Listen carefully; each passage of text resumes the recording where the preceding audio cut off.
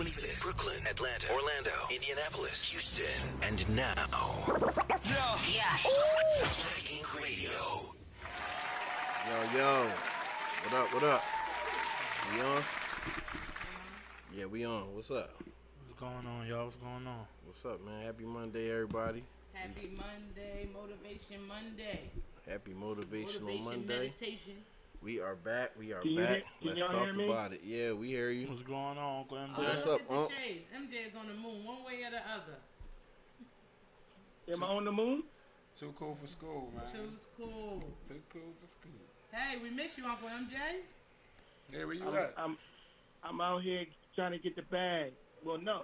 Trying to get the Yeah, bag? trying or you doing it? No. I'm getting the bag for sure. You still on production? I just got off production, so I wasn't able to be live in the studio, but I'm able to be with modern technology. You know, tap into the family. I miss y'all too. Y'all essence. The you know, I miss your body language. Everything about you, sister. I love you. That's what's up, man. Yeah, what's up, sexy? What's going on, Juicy Lips? I can't hear you. I said, what's going on, Unc? How you feeling, baby? It's all good. It's all good. That's good. That's right. What's going on, Rich Mo? I can't see you either, but I'm right here. See the edge of the glasses? What's going on, brother? Okay, The edge of the see edge of the glasses. What's poppin'? All right. and the infamous cool. That's my guy. My guy. What's up, brother? Wagwan. I want everybody to know, cool to be DJing at Club Randy Rue tomorrow. What? What's the hours tomorrow? Oh man, what was that, like 9? I usually start by like 9:30. Yes, sir. Yeah, Good times. Good times, man. Let the good times roll. Yeah, man, it's a new spot. That I just wanted to give you a shameless plug. Oh man, I appreciate that. That's love right there. That's love, yeah. Rendezvous, a little hookah joint over in Smyrna. Yeah, off of what's that, Veterans Memorial Highway?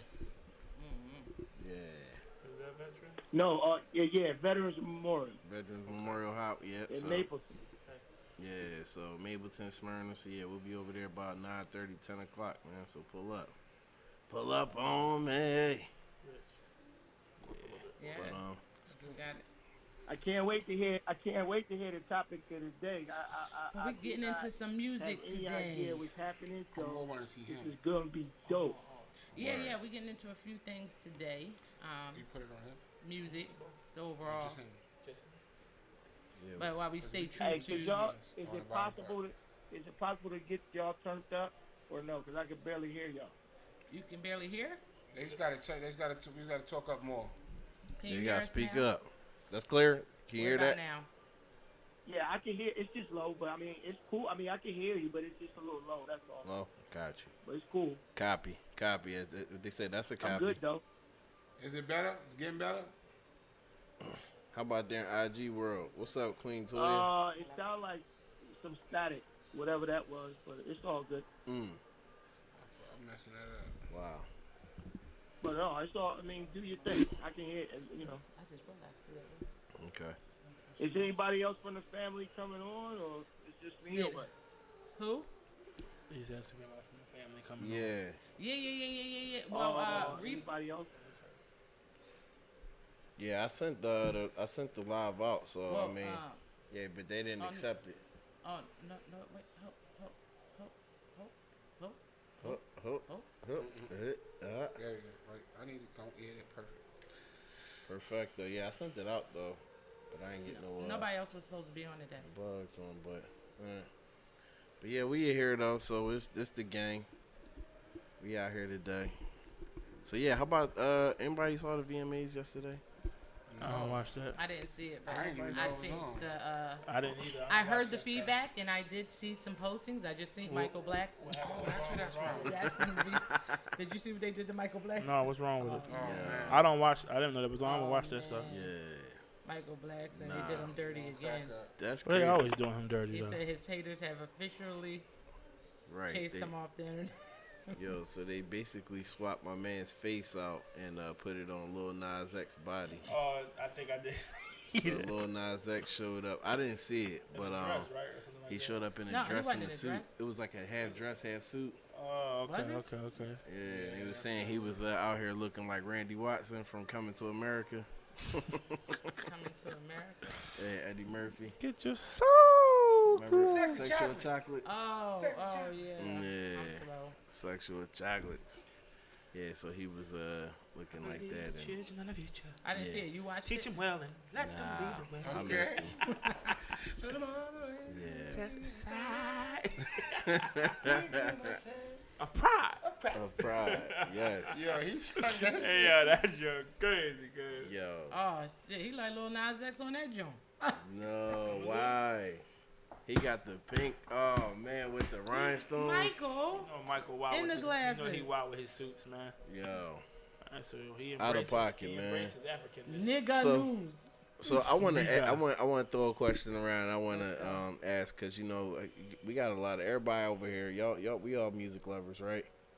Yes, sir. Uncle Most MJ. definitely. He get Yeah, fly. what you got? I was going to say I'm gonna throw a question around and ask everybody. I said we all music lovers, Okay. right? You a music lover? Say what now? Are you a music lover? Yes, I am. All right, cool. So I'm gonna start off with you. Who do you feel is the most iconic artist of this generation? Iconic artist in my generation. Of this generation, This generation. Of this. Oh, This oh, generation. Okay. like new cats. Uh, And then you know what?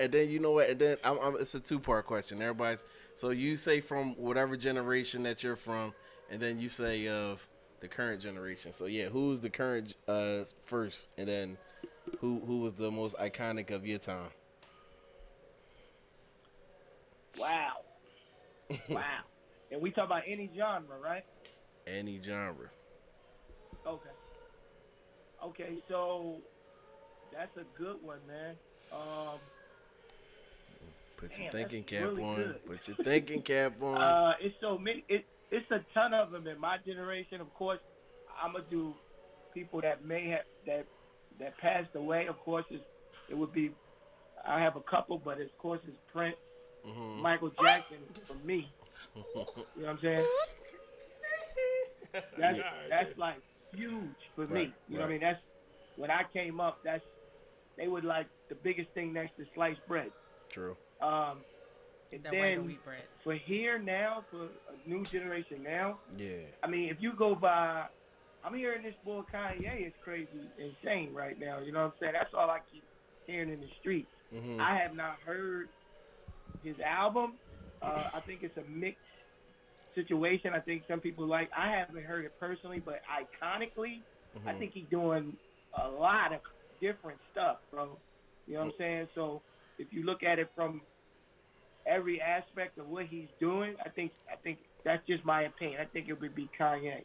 Nice. Okay. So you got MJ, Prince, and Kanye. Nice. Who you got, Rich Mo? Yeah, First, I had to put MJ in there. Everybody- first and foremost, my favorite artist of all time is Michael Jackson. Mm-hmm. So Salute, my he, brother. he would definitely have to be of my generation. Right. It'd be Michael Jackson. I watch people pass out just because the nigga came on stage and he ain't moving muscle. Right. He just standing He there stood for like there. he stood there for like 5 minutes. Nigga. And everybody's just dying and missing the When rest I of think about they that they nigga missed was the rest of the arrogant, but I love concert it. because they already passed out. So Right. it's over. So I give you him. And of this generation, it's a toss between two people for me because I will say Kanye West only because of what he just did. I fuck with you on that one. But if he didn't do what he just did, I feel like it's more so Drake because Drake is holding it down like how Michael Jackson did. See, Kanye, just like you, I haven't heard none of his music. So obviously he ain't killing them music wise. He's just doing big things. So it depends on what the word iconic means to you. To me, if it's like doing stuff different, I would go with Kanye. But if it's just like you leading the pack and you just, you setting records, I would say Drake. Drake is 34. Okay. And Drake, because Drake put out this last album. Kanye put his album out, and Drake actually put his out with only 3 days left, and he beat Kanye out. You feel what I'm saying? Yeah. Why was you said because his age? No. I was just thinking, wait, that's this generation or our generation? Like they up there, and they not. No, Like, Drake is definitely this generation. well, I don't but think Kanye is not even this generation.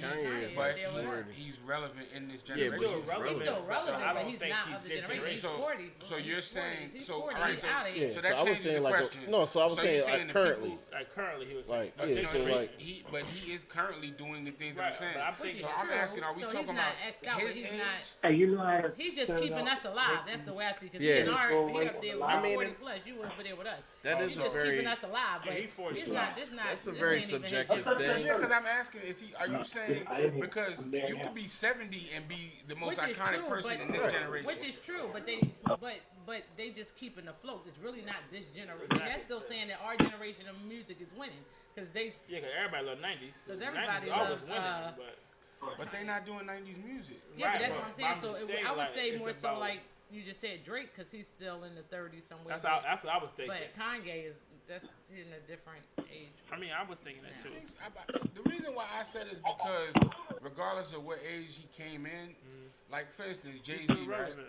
We could say Jay-Z now, but I can't say that Jay-Z's because not relevant. he hasn't done anything lately. Recently, yeah. Kanye has done the most iconic No, shit. I'm not wrong for you saying Kanye. I agree with you. I'm just saying saying, he ain't the are generation. we saying the artist has to be from this generation? That's Well, that's what I'm saying. that's That's what what I'm I trying was to thinking. understand. Well, you gotta answer Chase that, 'cause I think that's a Chase Because, question. like I said, if that's the case, Kanye took his breaks and came back with music, just like Jay took his breaks and just He came came back. back. What he just came out with was powerful when he did the full joint. Now he chilling. He'll Right, come right. back out again. So that's why I thought it was just And that's this kind of what generation. Kanye did. Because Kanye took a break, Exactly. came up with That's Life of what I was Pablo. thinking. But then if Then that's took the a case, break then and then came with Jay-Z. Donda, whatever. So I mean, Hands not Jay-Z. down. If that's the case, then Drake is not in the running. We'd have to be thinking about Lil Baby and them. Right. no, but I would still consider think that, Drake. yeah. No, but Drake is still this generation though. I'll be right- Lil Baby hold is part that. of this generation, but so is Drake though. Yeah. And Drake is the one who's holding down the In his crown. 30s, Right. he's in this generation? Yeah, it's still a Yeah, generation, I bro. mean- Still a generation. How? Think about it. You gotta think about it. How old were you? How old was Mike when you listened to Mike? Just because he's in his 30s don't mean he's not in the generation no more. When you was a young boy, Mike was probably in his Yeah, 30s. he was. You He know was what I'm up saying? there. So Exactly. it's still his generation. It's about the when you influence Drake influenced this generation. So this is his this is your generation. And you know what? Kanye influenced Drake. So it's Right, like, exactly. So that's what the whole. But another reason why I said that is because they're the two that's battling right now. Right. So he's This- very this- kind this- of this relevant. is- And they both. He's No, relevant. that's why I was a good Because one. Kanye had the biggest, his record his was the biggest. But Kanye was a good like I answer, just told but, him, you know. I feel like Drake, I think Drake has made.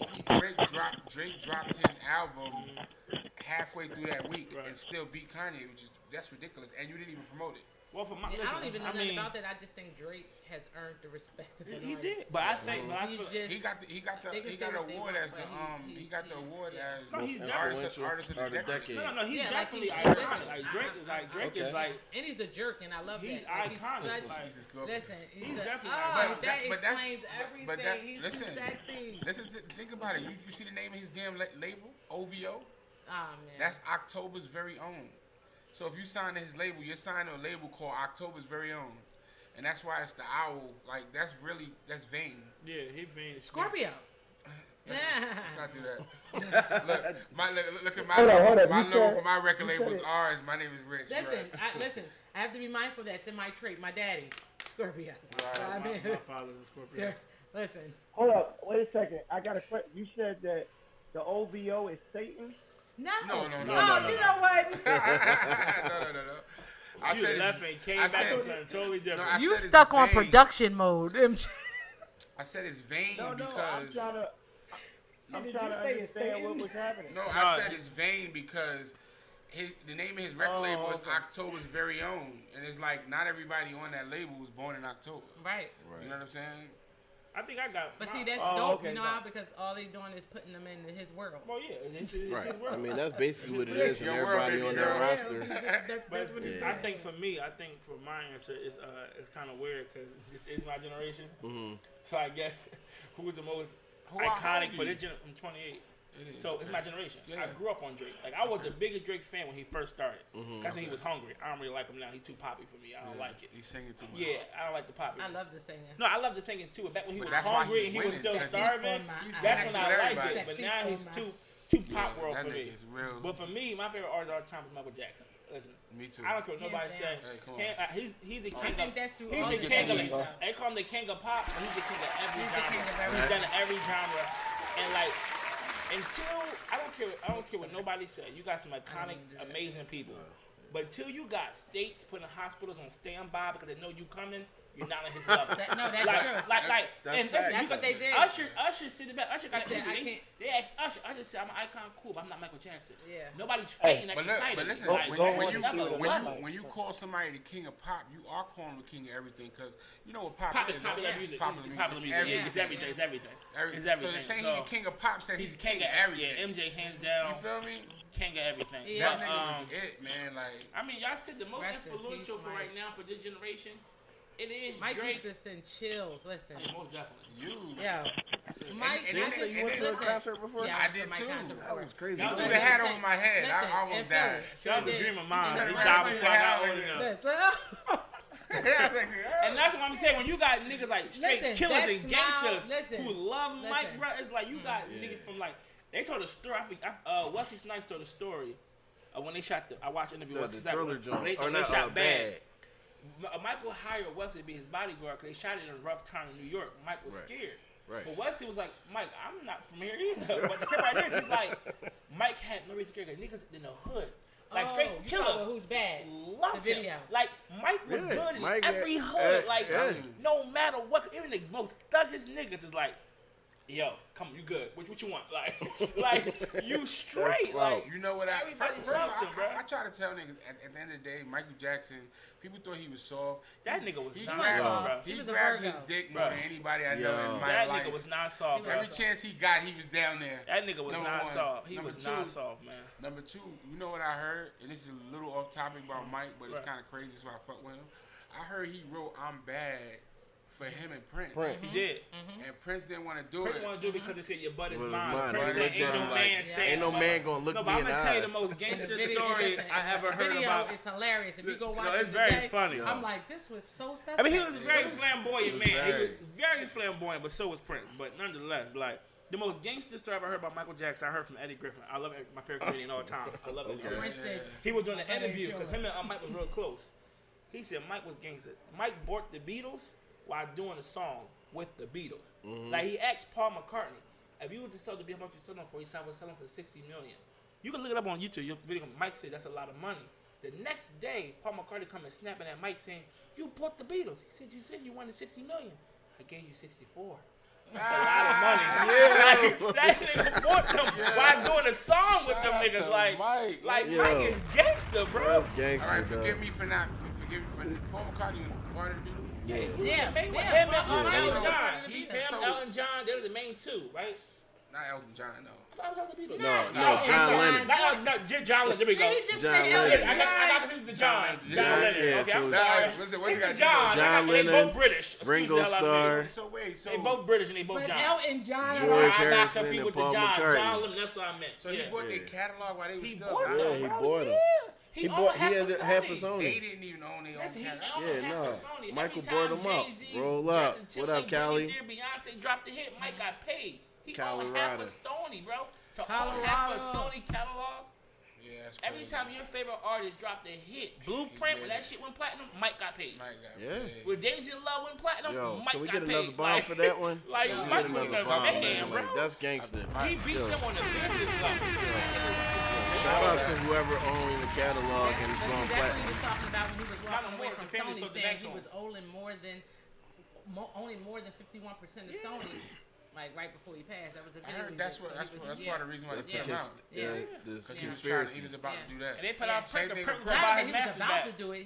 This was the last album that he owned them. So he said, I just gave him anything. That's why it's called This Is It. So it's called This Is It. And he pushed it in the face. That was it. He was done. Like, and he was like rehearsing. He was real healthy. Right. He was doing his thing. He was touring. They got rid of Prince because he wanted his masters. Yeah. And plus they said Prince had a vault with over a million songs. It's and so hard to like Prince. go back and forth because even though like you love them differently, but they like both are just like the same. But it's Prince like was Mike a beast too. Mike Prince is did one his A, whole Prince is one first B. album. Prince played every instrument. Prince did all that. But see, the argument Prince was like the Prince beast. and Mike, they're both crazy vocalists. No argument there. It's like Mike's a better entertainer. Prince a better musician. No. Because I Prince don't know played about that, every instrument. Prince was an entertainer But not too. on Mike I think level, the but difference not on Mike level, this was the difference with I think. Hold up. Mike Hold up. got Can I interject on something? Go ahead. Yeah. Can I interject? Chad, have you ever been to a Prince concert? I would have loved to went to both, but they both died before I could. Listen. They both died before I could. Listen. To go back. Okay, hold up. I'm just saying this because I just heard you say that Michael Jackson was a better entertainer than Prince. Right. And that's my opinion. If you never been to a live Prince concert, then you might want to retract that. I'm just going off the videos I see. No, Prince was an entertainer. I seen the video when they both performed, and I saw the James audience Brown? go at the No, James but- Brown. Yeah, but listen, this is what You I'm see that, saying. George? But this is That what was I'm a big saying. film. James Brown had it's back when Mike was starting to go on solo and Prince was coming up. But this is what I James think Brown it had a was, concert. He brought them both on. But Crowd that was- went crazy for Mike. Yeah. They booed Prince. Oh, Prince got mad. Yeah, Walked because off stage. that was a bad life but for this Prince. is what I think it is though, because I can't say Prince definitely had his audience. He definitely did. He's had a great crowd, entertainer. and I he just was a said Mike great was better. entertainer. But what I but That's what I'm Prince saying a better is, musician. He what played I'm every saying is, instrument. Mike what I did think is the difference though, because vocally, if you had to go at Prince and Michael Jackson as far as artistry, both of them were great entertainers. Both. I wouldn't even say best. They both were great entertainers. Prince was definitely a great musician He because played he every did instrument. play every instrument there is. Everyone. Michael was just a beast as well. His body But was I an think instrument. that Michael excelled was because we grew up with him from a baby and watched him grow. Like Mike was 5, and his vocals and his intuitiveness with music, exactly. But see, I also don't think it was just that. Because, though. no, I think it was a lot of that. I think he was we- more we friendly had- towards the public. No, Prince was always no, kind no. of standoffish. Which He had is a true, jerkish attitude from Jump Street. No. Prince always did, mama.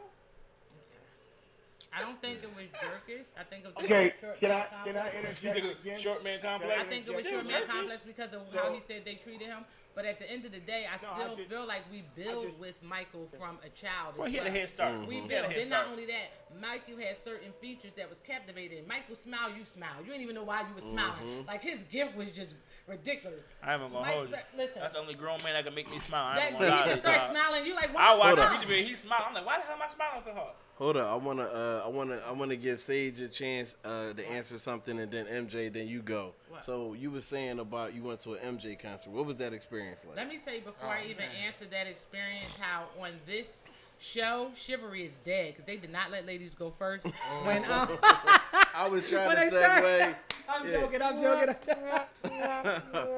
Wow, we failed. They fell. No, I'm a joking. big Mike fan. I'm I'm sorry. joking. They didn't even get my opinion. That's my God. I And started this talking about I generation- was God. trying to go ahead. This generation, ladies go last. Facts. That is facts. It's facts. They independent. They go We have a last. locker room Yo. Nah, conversation. baby, you want to be He independent? Right, You you go last. strong, so right. go. You're making me Exactly. terrible now. They feminists. They go last now. Oh, feminist. I'm not a feminist. Oh, man. You're going too far. I'm for women's rights, but I didn't say get rid of all the men. It's my generation. We ain't talking about you. No, they just confused. The experience at the Michael Jackson concert was overwhelming. It was nothing like I have ever seen before. And don't get me wrong, anything that I have seen close to that, I have to be honest, which ties back into, one of my favorite entertainers of today, generation, last generation, whatever, is Beyonce, hands down. And for men, Bruno Mars to me, as far as entertainment go, like I think Kanye and Drake and them has captured the rap scene all day long. But as far as all around entertainment, Bruno Mars for men, Beyonce for women, for entertainment all the way around the board. Because I haven't seen, when I went to Beyonce concert, you damn near would have thought Mike was there. The way they was fainting, oh my gosh. Passing out, yelling, screaming. Beyonce. It was ridiculous. But Michael Jordan was, it was crazy. Wow. His It was concert energy. It was energy, and it was an That nigga gave off amount. energy. It was an overwhelming But you amount did that of through his energy that it was videos. confusing that you didn't even know Yeah, what the fuck? what you was feeling like. Where's What it is? coming from? Yes, But exactly. you gotta think about, you did that through his video. Even people who didn't see Mike live, like through the And I video, just you wanted at to home know- and you just like feel he that got presence. grown men trying to go. He do. And It the wasn't chick so like older. It grown wasn't men so- trying sure. to be Listen, like him. I'll you know, kill it. like- because my oldest brother was a Michael Jackson fan. You say something negative about Michael, he's Yeah. fighting you. Listen, Right. you're rumbling him, and that's it. He was that petty. But at the end of the day, as a kid being there, I loved Mike, but I still couldn't get the emotion. I was wondering, why are they fainting? That still didn't. I didn't understand until I I ain't got doing older. that Wait, either. when I got older, I ain't doing that I either, though. understood when I was watching the concert in the bed when he did that concert with his brothers and they came back. Oh, and yeah, Oh, the yeah, 30th yeah. anniversary. Reunion. I was in the bed, listen, I was crying, and my kid was like, Mom, you doing too much Yeah. right now.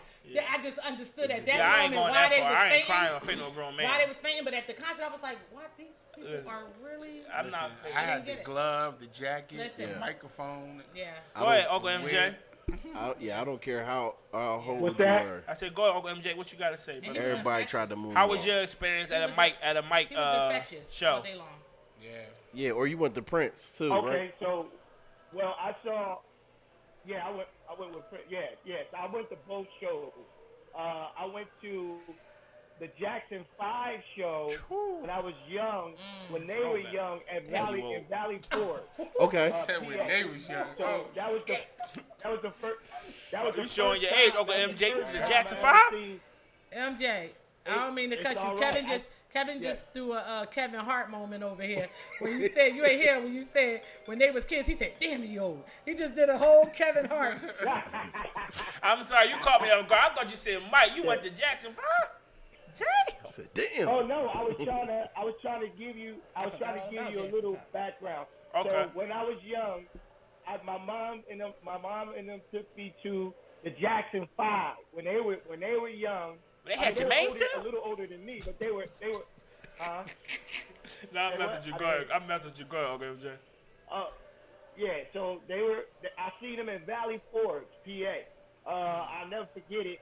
It was unbelievable. Like it was for me. As I think I might have been like, I don't know, maybe like 9 or 10, maybe 11, but whatever I was, it was super impactful. And then fast forward, so the way I feel about both is Prince concerts are more organic than Mike. Mike concerts were more produced. Like what I mean by that is like it was still an amazing show. Both shows are amazing, but one with Prince, you have no idea what's about to happen. Right. Right. I got you. I believe that. I believe that. Unless it's like unless you like his concerts was just fucking, excuse my French people in the audience, it was just like wow, He had the concert that was now in the next audience. level. You know what I'm saying? And then with Mike it was more produced, meaning like you could tell that they rehearsed it from the beginning to the end. It was very polished. It was very polished. With Prince concerts, it wasn't polished. Like it was just they was there and they were going to do what they were going to do. They was off sometimes. They did other music. Yeah, they just rocked out. Like it was really different. So and then whoever was in the audience with Prince, this is what I never saw with Mike. If Prince knew that someone that was famous that was at his concert may have been in the audience, whether it be a musician, whoever, he would drag them up, and then it would be a whole jam session like deal. So that's the difference between the two. But both concerts was amazing to me. Like I was in awe of both concerts. I like she said, I'm gonna be honest with y'all, this is gonna sound crazy, but entertainment value, the only other person I ever seen in a concert environment to that level was MC Hammer. Wow, I believe that. Hammer, No, I believe With that. Hammer was biggest the entertainment Yeah, all the way I around the believe board. that. I believe Hey. that. It's I Hammer, believe go that. Hammer, it's Shout out Hammer, yo Hammer. yo, Yeah, I believe that. I I don't care definitely what believe nobody that. say. Hammer is definitely, He was like he's Hammer, definitely yeah, amongst yeah. one of the best Hammer's entertainers. show was I believe that. Everybody wanted some hammer pants or I the believe it. No, Gumby. I believe Look at it. me. They still wear hammer pants. Hey, Hammer listen. pants set the mark. I believe Oh, it. really? Yeah, Think about it. I had some on last week. Them white ones was hammer pants. Oh, yeah, well, yeah. I I'm believe talking it. about, like... Now he oh, wasn't as big as them, but his show, bro, he had his run though. And before him, it was Bobby Brown. Don't leave out Bobby yeah, Brown. Bobby did his thing. MCM was the rap version of Bobby Brown, you could say. Yeah, they They definitely had wasn't they had their 3-year stint where they were just like on top of the world. dang. So it's nobody Cause that currently, Don't Be y'all, Cruel like... album, Happy said it Prince beat is an awesome Michael concert Jackson album that performer. year. I'm Yeah. agreeing with Happy. Prince is an excellent. Listen, he's an excellent entertainer. Oh, I believe it. I heard the beef between Mike and Prince is really the girls, Apollonia, and the other girl. What's up, Vanity. Vanity. Vanity. Oh man, it was And they was crazy. messing with both. Too. Mike got Vanity, They right? was yeah, Prince had both of them. Prince actually got both Prince of had them. everybody. Carmen Prince got had everybody. Prince had everybody. Prince had Prince had everybody. a bed. Prince had a bed on stage, a purple Yes, bed. he did. Right? He I was don't wanna activating talk people about crown when- chakras. Oh man. He's having a whole lot more than People got chakras. pregnant. I heard you had to wear makeup to bed. You got to wake up with Listen, makeup. Like he didn't play that shit. You had to look good at all times with Prince. Yeah, his youth, Prince was a mess. He did that whole movie with Apollonia. I heard all Yeah. that was Purple showing Rain, off. Purple Like Rain, to show if yeah. he got the girl. I you remember know what that I'm saying? movie. Yeah. That was I crazy. still never watched that. Them niggas was arguing over females, bro. I believe it. Vanity You was see a him? bad motherfucker. I said, you see him? Yeah. Yeah. Then you know Mike was Virgo, so he was real controlling and serious about his artistry. That's Yeah. crazy. Nah, So I... he was a perfectionist. I just wish we could have got a song with them together, man. Just Yeah. one song, bro. I feel like... what? If they did It's the if they energy. did what they do today, did a joint album, Oh, man. like with Kanye and freaking Dre, Jay. what Jay did with Jungle, with Watch the Throne? Watch the Throne. Yeah, that'd If be they would have dope. did a joint like that back in the day, what? That would have been Yeah. dope. Man, that That's too joint. much. That would have sold Excellence. more than Thriller. That's too much What? excellence. So way more. That's Yeah, the that's that's and the Thriller high still. That's too much. And you know what's energy. number two? Sexual energy. Yeah, in that's these too much niggas. energy. You know what's number 2 behind Thriller as far as the best album ever? It's Janet Jackson album. The Principal joint she did the Oh, It's yeah, the wow. pleasure That principle. album is the second best. So the Jacksons She killed that own joint. the 2 But greatest ain't that- albums of didn't all he help- time. Didn't he help Ain't her that with that crazy? though? She killed it. She murdered. I don't know if No, he I did. said, didn't he I help don't her? know. I don't know that for. There was one joint where he worked with her. I believe it. That's her brother. They did a But song together Oh, on the that joint joint. Scream? Try to Scream. Yeah. But that was later on. That wasn't No, on no, that no, time. That was later on. I'm wrong on that one. Yeah. But Yeah. I'm talking about early on. And you know what's crazy? Yeah. Far as the top 10 greatest albums of all time ago, both Mike and Janet have 2 albums up there. Oh, That's really? crazy. They both have 2 out of the top 10. But the first top 2 is Mike, and the number 2 is Janet. I think number 4 was Janet again. I think number 6 is Mike again with the. I think Mike was with the Bad album.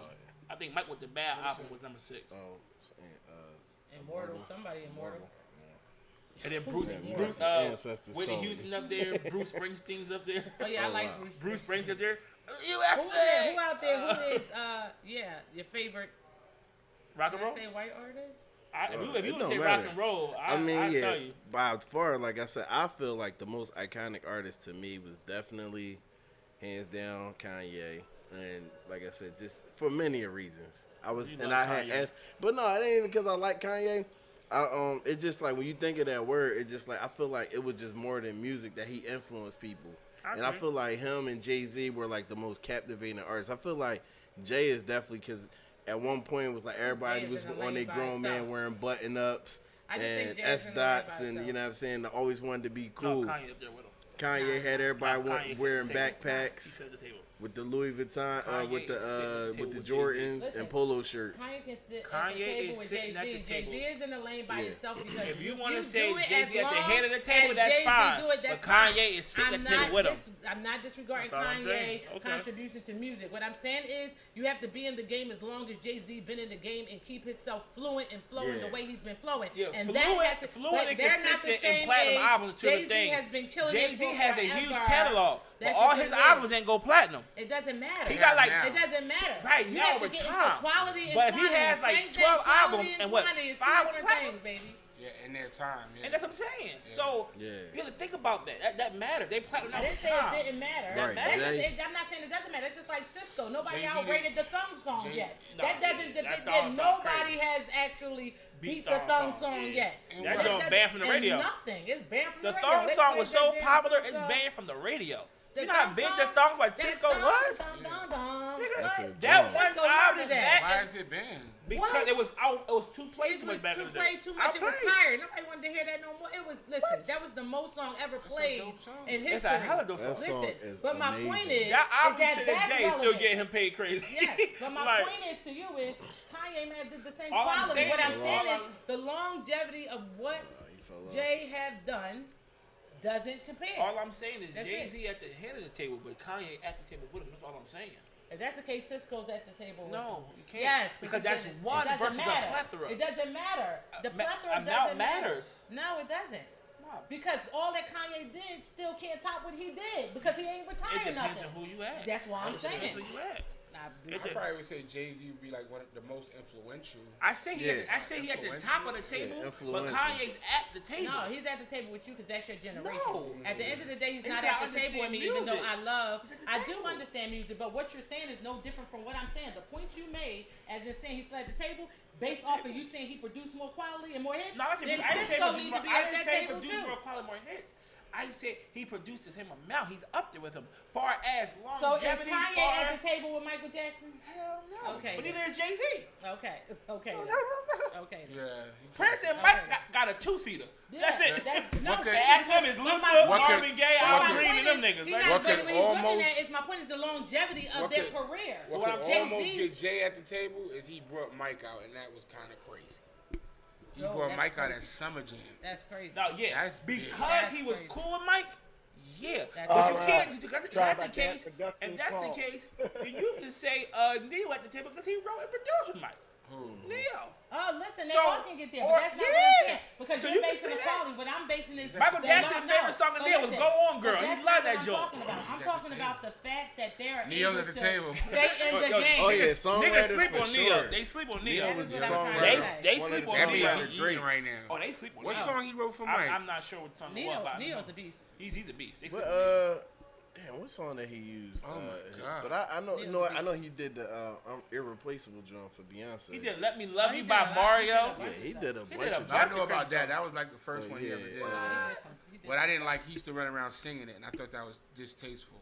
Oh, Neil? Yeah, he would say, "Oh yeah, I wrote this song." And he would sing it. Why not take credit? You can't do that. You can't do that. Not as a writer. You're not. That's when they're trying to.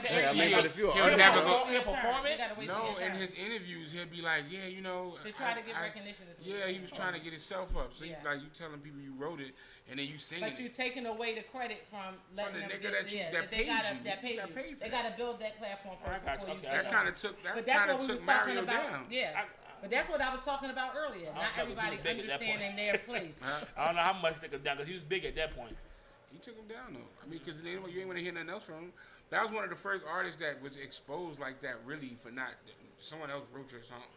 Okay, I didn't know that. Well, yeah, he put out there. He wrote "Irreplaceable" too. But with Beyonce, at that point, niggas know, Mario was new and that was his hit. Yeah. And you run around saying you wrote that? That's not that wasn't right. I mean, hey, it is what it is in the game. Ain't no loyalty in that game. I think You already know that. Neo definitely made his mark though. Oh, he did. He's definitely to me is a good entertainer as well. Yeah, Neo was cool. I wasn't a fan. I came out when he first came out. I was always a fan. Right. Yeah, he was always a fan. What? I was not a fan. Neo I wasn't. God, Here's the thing: bro. the first song I wasn't. I was so sick of hearing that love song. I can't even lie. Oh, I'm If so they played sick. that was never my song. My joint was "Sexy Love." It make the hairs on the back of my neck Listen. stand up. Listen, I couldn't get into it. Just like I couldn't get into Wichita when R. Kelly came out with "Honey Love." Yo, everybody was going crazy over "Honey Love," and I'm like, I never liked wait. So wait. We putting R. Kelly at this table? Yeah, I'm about to Oh, say. yeah. R. Kelly is a G. Why would we have I'm him about at to the say, table? we gonna talk This is about about R. music, We not wasn't talking perversion. about him. He at the table. He at the table. No, music. R. Kelly is at the table. Couldn't read or Listen, write. Let me R. explain to Kelly's you. at the table. Listen, Mike This is and Prince perversion. at their own table. The table next to them It's R. is Kelly. R. Kelly, Yeah. Luther, Marvin Gaye, all them niggas. They at the table, I bro. think R. Kelly, he definitely- up there. yeah, He he's gotta up be. there. He done too much He iconic wrote, hard music. I believe I could fly. Nigga, No, he listen, did more than that. he He did wrote a so lot. much, bro. I'm He's just at saying the that's table. that, but he wrote that. My favorite is "I'm the World's Greatest." That's My what man, That's my favorite. besides Mine that, too. that Give man me wrote chills. 20-minute songs and like freaking 48 version like Then videos Nick that Cannon like said kept he you just sat engaged. there and Like, watched to wait, watch it and write then a what whole happened? album like it What? was nothing. Yo, that Trapped in the Closet though, it's like what, Look, bro? that "Trapped in the Closet" is by all means one of the greatest things ever, bro. Yo, that like, Trapped in the Closet got him to do in the trouble. voice over Yeah, it got him in trouble for but sure. just the genius of that. Like, though. how the He hell do you created a put that musical. together? Like, He created the musical and sung over he every got him character. tracked. It got him booked. What the hell is going on? What you mean was going on? Yo. And you know what's crazy? When I was young, I never knew what the pack. I snuck in. I never knew what the package was. When I got I said, "Damn, hey!" Yeah. Like, I remember what the package was. What the Yeah. fuck the package? The pastor was sleeping with the dude. I'm like, "Yo, that's crazy." He was genius, drunk. telling the truth all He the way was back going then. all Right, the it was way in there. genius. Then that one joint you put me in, what's it called? I'm Sorry, or the joint that was like 20 minutes on YouTube. Oh man. Oh my God. That's what I was telling Chase. I was like, even after he confessed, I kept saying that he wrote a confession song and he was confessing everything. Or Kelly did, and I was saying, I'm not watching this. Yo, 20 I minutes listened long. to that I don't know how whole you can joint. watch him like, yo, it ain't keep going. Like for 20 minutes, he murdered the song and you was waiting for more. I don't want to listen to a song 20 minutes long. Hell no. That's when I just realized this man is the best that ever Like I said, did. you can say, if you would say Mike the King of Pop, you can say R. Kelly's the King of R&B, and I wouldn't be mad.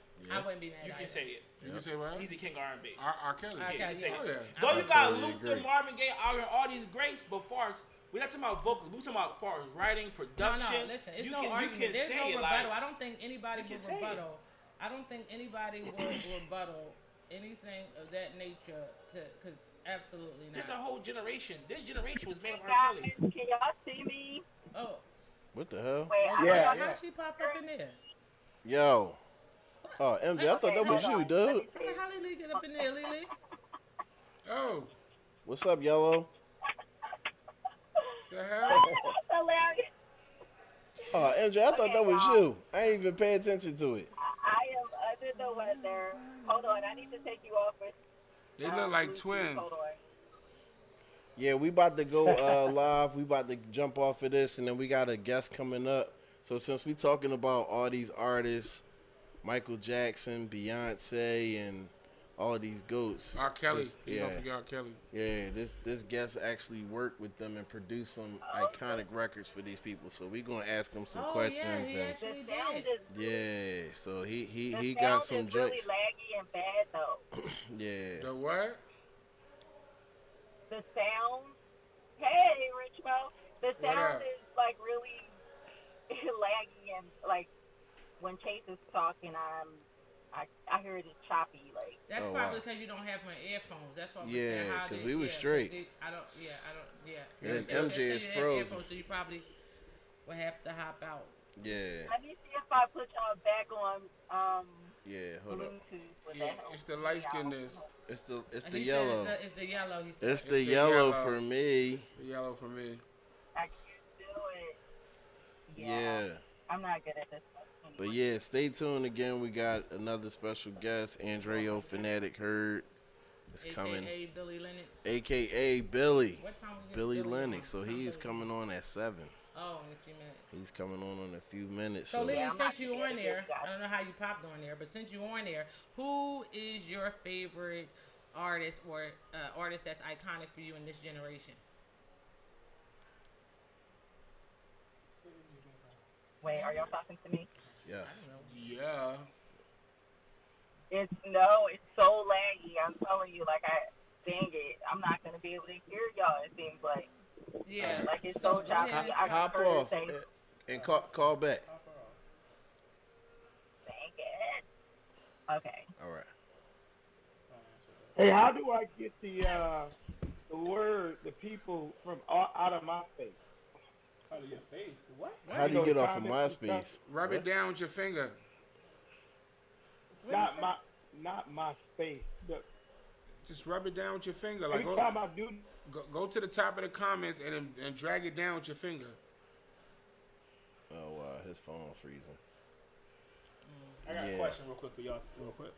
I like to do this with people when it comes to artists. What's it? One gotta go.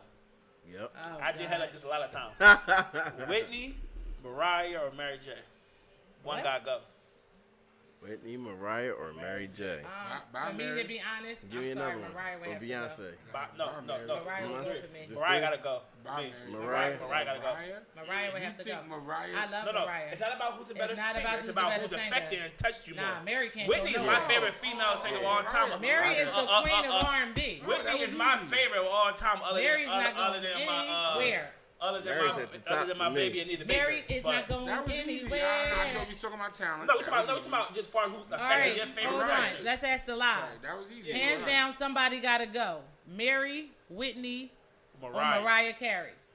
Who y'all got? And it's not about Who y'all vocal got? ability. And It's it's not about about like who vocal. affected you, who you listen, who on your playlist more, gotta like, whatever. go? It ain't about who had sex with your favorite rapper. Right. Oh my God. This ain't about records. Not because Nick Cannon Nah, corny. This ain't And about I who love, can dance. Shout out Nick Cannon. I like Nick Nick is It's Cannon. I'm a about Nick Cannon who fan. gotta That's go. my dude. And I I, love do Nick Cannon. love I'm a real fan. Mariah all day long. She's a beast. Mariah, but a beast. Mariah. Mary For can't me, go she anywhere. gotta go. She gotta go. Whitney ain't going nowhere. Mariah didn't really influence me. And me either. Like I just like that she was hanging with the niggas. Wow. Zuby Mom Auntie. said Mary. Mary, you have to Oh, go. Auntie, you can't come to You the go, cookout. Zuby Mom, with Mary. See, I don't know Mary about y'all, is staying. But music make me Mary move. is staying. This joint right here makes me wanna. You Woo! must didn't listen to Mary My Life Said album. Mary Yeah. got You to need go. to get in tune with your Mary life, gotta Zuby go. That's Mom. right. You gotta get in tune with your life, Zuby Mom. Yo. She ain't been through nothing. Okay, so what was the question? know again? I So look, so MJ, one gotta go. MJ. Somebody else said Mary gotta Look, go. one gotta go. Mary J. Blige, Yeah. Whitney Houston, and Mariah Carey. Who gotta go? Damn, somebody we got two Marys gone. Let MJ answer. Who gotta go? It's not Are we talking about. about- It's are we not talking about about who's a talent? better singer or We're talent. not It's talking about about who talent. you personally, who affects you in your life, Who who on your affected you. playlist, who you listen to more. Not about who the cute is. None of that. It's not about talent. It's about who you fucking with. Okay, Mariah gotta go. Exactly. Thank you, MJ. She gotta go. Thank you. She gotta go. And Yo. there's no disrespect to Mariah because I love Mariah, but here's my I point. like Mariah too. There's vocally. like Mary is always in my playlist. You know what's Like I'm not you know what waking up messed saying, me oh, I up, want to go Mariah? here banging Mariah song, even I though can't Mariah. get over that glitter movie. Oh my God. They can blame her for glitter. Yo, I wanna This ain't smack got nothing to him do with for that. Yo, I Nah, still real gotta funny. see. Shout out Mariah Carey. I still go. gotta see that Mariah's a Mudbound goat. joint. Didn't Mary win an Oscar for that joint? What? Mudbound, the Netflix movie. I think she. Well, if Is she that the won- slave joint? it's like Yeah, the- she did a good job yeah, on it. Yeah, I You said think- Mary? Mary is just the truth all the way around. Mary is And- all and that, I man. feel like she might have not been the best. Zuby vocal Mom It said wasn't- Mary it wasn't- can't do it what wasn't Whitney a- do, this wasn't what about Mariah do vocals. vocally. Yeah, it ain't This about is about- vocals. Mary done something better. Who you She touched your listening to? soul. Who you listening to mostly, or who you fucking Who with? touched Like, the who culture? affected you? And vocals Mariah is such didn't affect me like it's that. such a vocals Mariah is such didn't a inspire iffy me thing. to do nothing but to say her little hit. her Name note. 5 Mariah songs real quick. Do that. Exactly. Yeah. But I can name. Because the a few. only song that get constantly get played I mean, is that damn quick. Christmas song. That's the only song that constantly get played. What? That's our most played song. No, This Christmas. That My Christmas 5 song. songs involve rappers. They're gonna name Nah, emotional. don't get me wrong though. Yesterday, Mariah is that. Yesterday with Boys and Men. Mariah's that girl. Mariah's dope. She's a goat. We're not taking that away from her. Mariah We're just is saying the girl. Mariah but is a she goat. just didn't influence Yeah, us the but way. Whitney- Mary, you know? I mean, you can't But take come on. all. Mary has. Listen, Mary gave the ghetto hope. Mary was. I'm sorry. Mary did her thing. I'm Mary sorry. and Taraji P. Henson made Ghetto Girl sexy. That's Taraji facts. is a sexy That's Ghetto Girl, facts. dog. Oh my No, god. I agree with you on Them that. two made Ghetto Girl sexy. I agree with you But on she that. did You said Mary? Mary and Taraji P. Taraji Henson did it through made Baby Ghetto Boy. Girl sexy. Taraji What? did it through Baby Boy. Yeah. Yeah. Taraji, she got that around the way hood chick look, but she Yeah. fine She as bad, yeah. hell. It was made Ghetto Girl sexy. Nah, I couldn't stand her as a whatchamacallit, Yvette. It was that she was was Got on my cool. nerves in the event. I ain't Yeah, gonna lie, but she no, got it was what movie was that when I seen Taraji and I was like, damn, she bad. You know what?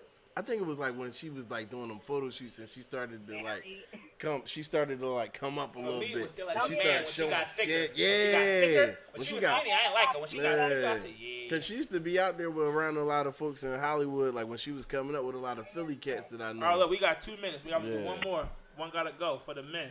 One more. One We're more. going to do Luther, Al Green, Marvin Gaye. Bob Luther. Marvin Gaye. One got to go. Who was You it? said Who what? These was are hard. it? These Who are was 3 it? of my favorite Who male was it? artists. This Who is was hard it? for me. Who was it? Luther. I'm going to do 4. Luther, Marvin Gaye, Al Green. Green. I need a 4th one. Somebody give me a 4th one. I'm trying to think. Give me a 4th No, one. and none of them gotta go to Stevie. me. No, none no, of them. no, no, no. Nobody Hell can go no. anyway. You can't put Stevie in there. Nobody can go. It's already hard with them 3. You know, Nah, I'm I trying would to put give y'all a Stevie in- scapegoat. Cause I it's would hard put- to give yeah, one of them. I I'm would trying to put give y'all a Al scapegoat. I would Green, put Marvin Stevie Gaye, in there or with Luther Mike can go and anywhere. Prince. Cause, I'm just- that's hard. I gotta make it hard. Who gotta go? Stevie is my favorite. Listen, gun to your head, you gonna die. You gotta pick one. I can't. You gonna die? I'll be all right, go ahead, Richmond. Who you got? Unfortunately, I'm not too versed with Mr. Green, so he can get. Love and happiness. Let's stay together, brother. Yeah. What's that? How can you? I'm so tired of being All alone. of them need to I stay. like that one. Who you got? Oh, Luther. Nigga, I'm punching your face, bro. I love you, big bro. I'm sorry. Big bro, I love you, big I'm bro. sorry. But we about to fight, big No, bro. we going off of the 3 or the 4? The 3. Luther yeah. gotta go? I love Luther. Luther and Stevie Wonder in the same boat. That's what I'm saying. I love Luther, but again, we going off of you asking me a question between Al in Green. the music, and you gonna say Luther? Listen, I'll say Luther. This nigga crazy. I'm not crazy. That's my. Now all 3 of them are. Hold on. Go ahead. What you got, MJ? What's your answer? I connected. I don't even think Luther should be He should in be that a Stevie category. Wonder, but I connected. I I connected with Marvin, and I connected all right, with who you Al. got? Let different MJ go. levels. Who you got? This shit, Chime. Who you got? This your generation, Sean, baby. Shine, baby. So it's Luther. Let me get it straight. Luther, Al Green, and who else? Marvin Gaye. Oh, so and what was the 4th option? No, that's it. It's just There them wasn't 3. no Them fourth 3. option.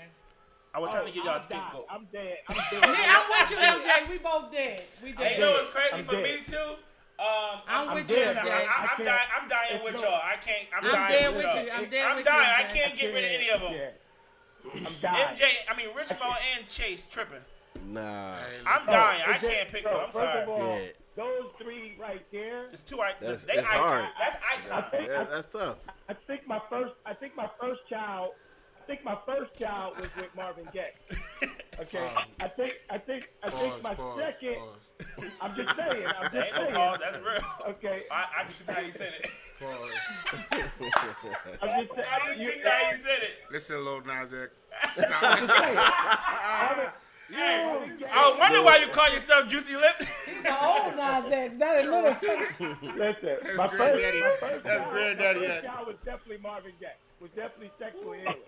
Sexual healing was my first child. I'm sure the candle was lit. I'm sure the candle was lit. Yeah, listen. Okay. Wow. I can't. Yeah. I wonder how Luther felt. Who's about yours, it. Lily? Oh my God, man. Well, I'm sorry. Damn it, Marvin Gaye. I can't. Like, What? Take off the live, bro. What? Bro. Kick her out the studio, Check out Ali. the live. Listen. She's under the weather If today. Mike was She if wasn't Mike, even supposed if to be on Mike the was live making today. people faint, But at she's the under side the of weather, so we're gonna Marvin give that Gaye an was excuse. known for making females faint from one note. Like that was his thing. That's not even the point. How about you? She's under the weather today. Yeah, you tired. We had You all said- our grandmas and they Doobie Mom said what? Hey, you tired. tripping. Just go home and get some rest. You tired. Call your mama, tell her that. Ask She her. was disappointed. Give her the 3 girls though. Give her the 3 girls. She ain't do All right, that. so the 3 females. Salia, so listen, we got the 3 females. Whitney, Mary J, or Mariah Carey. One gotta go. Oh, Mariah Carey. Now you're getting better. I'm sorry, but you gotta go. She said Mary. I mean, Mariah. I Did you agree. ever know? Yo. You said Mariah gotta go? Don't get me wrong. She's a beast, though. She's a beast. Mariah's a beast. I know, but I had I'm about to to hit him up now. He just texted me. thrown off the boat. Yeah. All right, y'all give us a quick You seen that intervention. video? We gonna go in and get Yeah, we about our to. guy We gotta fanatic mention on. we gotta call in our interviewer, right? I Yeah. still And get can't- Mr. I still can't hear y'all too I know, well, we so this we is about to gonna get be off. terrible. We're about to Okay, get so off. what should I do? What So, should I yeah. do? Just hold on. Hold tight, and then yeah, I'm hold that. gonna hit you back. I'm gonna send it back to you. Okay. All It right. wasn't supposed to be. All right. Okay. Peace. I just thought about that. Yeah, that's why they wasn't supposed to be on the what you call because it wasn't supposed to be nobody on the live with them. I don't know. Either. Look at is MJ pose? Is he Right. pose? All right. Oh, hold up. I was trying to find a good picture. Ah! That's a good one right there. Oh, Yeah, you look halfway smooth. Oh, you like singing. No, that was a good one. that was a good one. Yeah, no, when he was like this. Oh, the John. Yeah, he looked like he was in GQ magazine. Right. There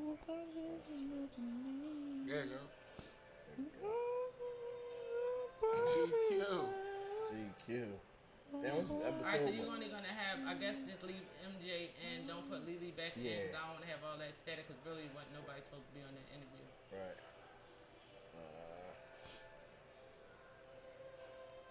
Cause she don't even have headphones on, right? And she said it sound bad for her. Hold on. It's Lily. Yes, ma'am. Yeah, why? What's wrong?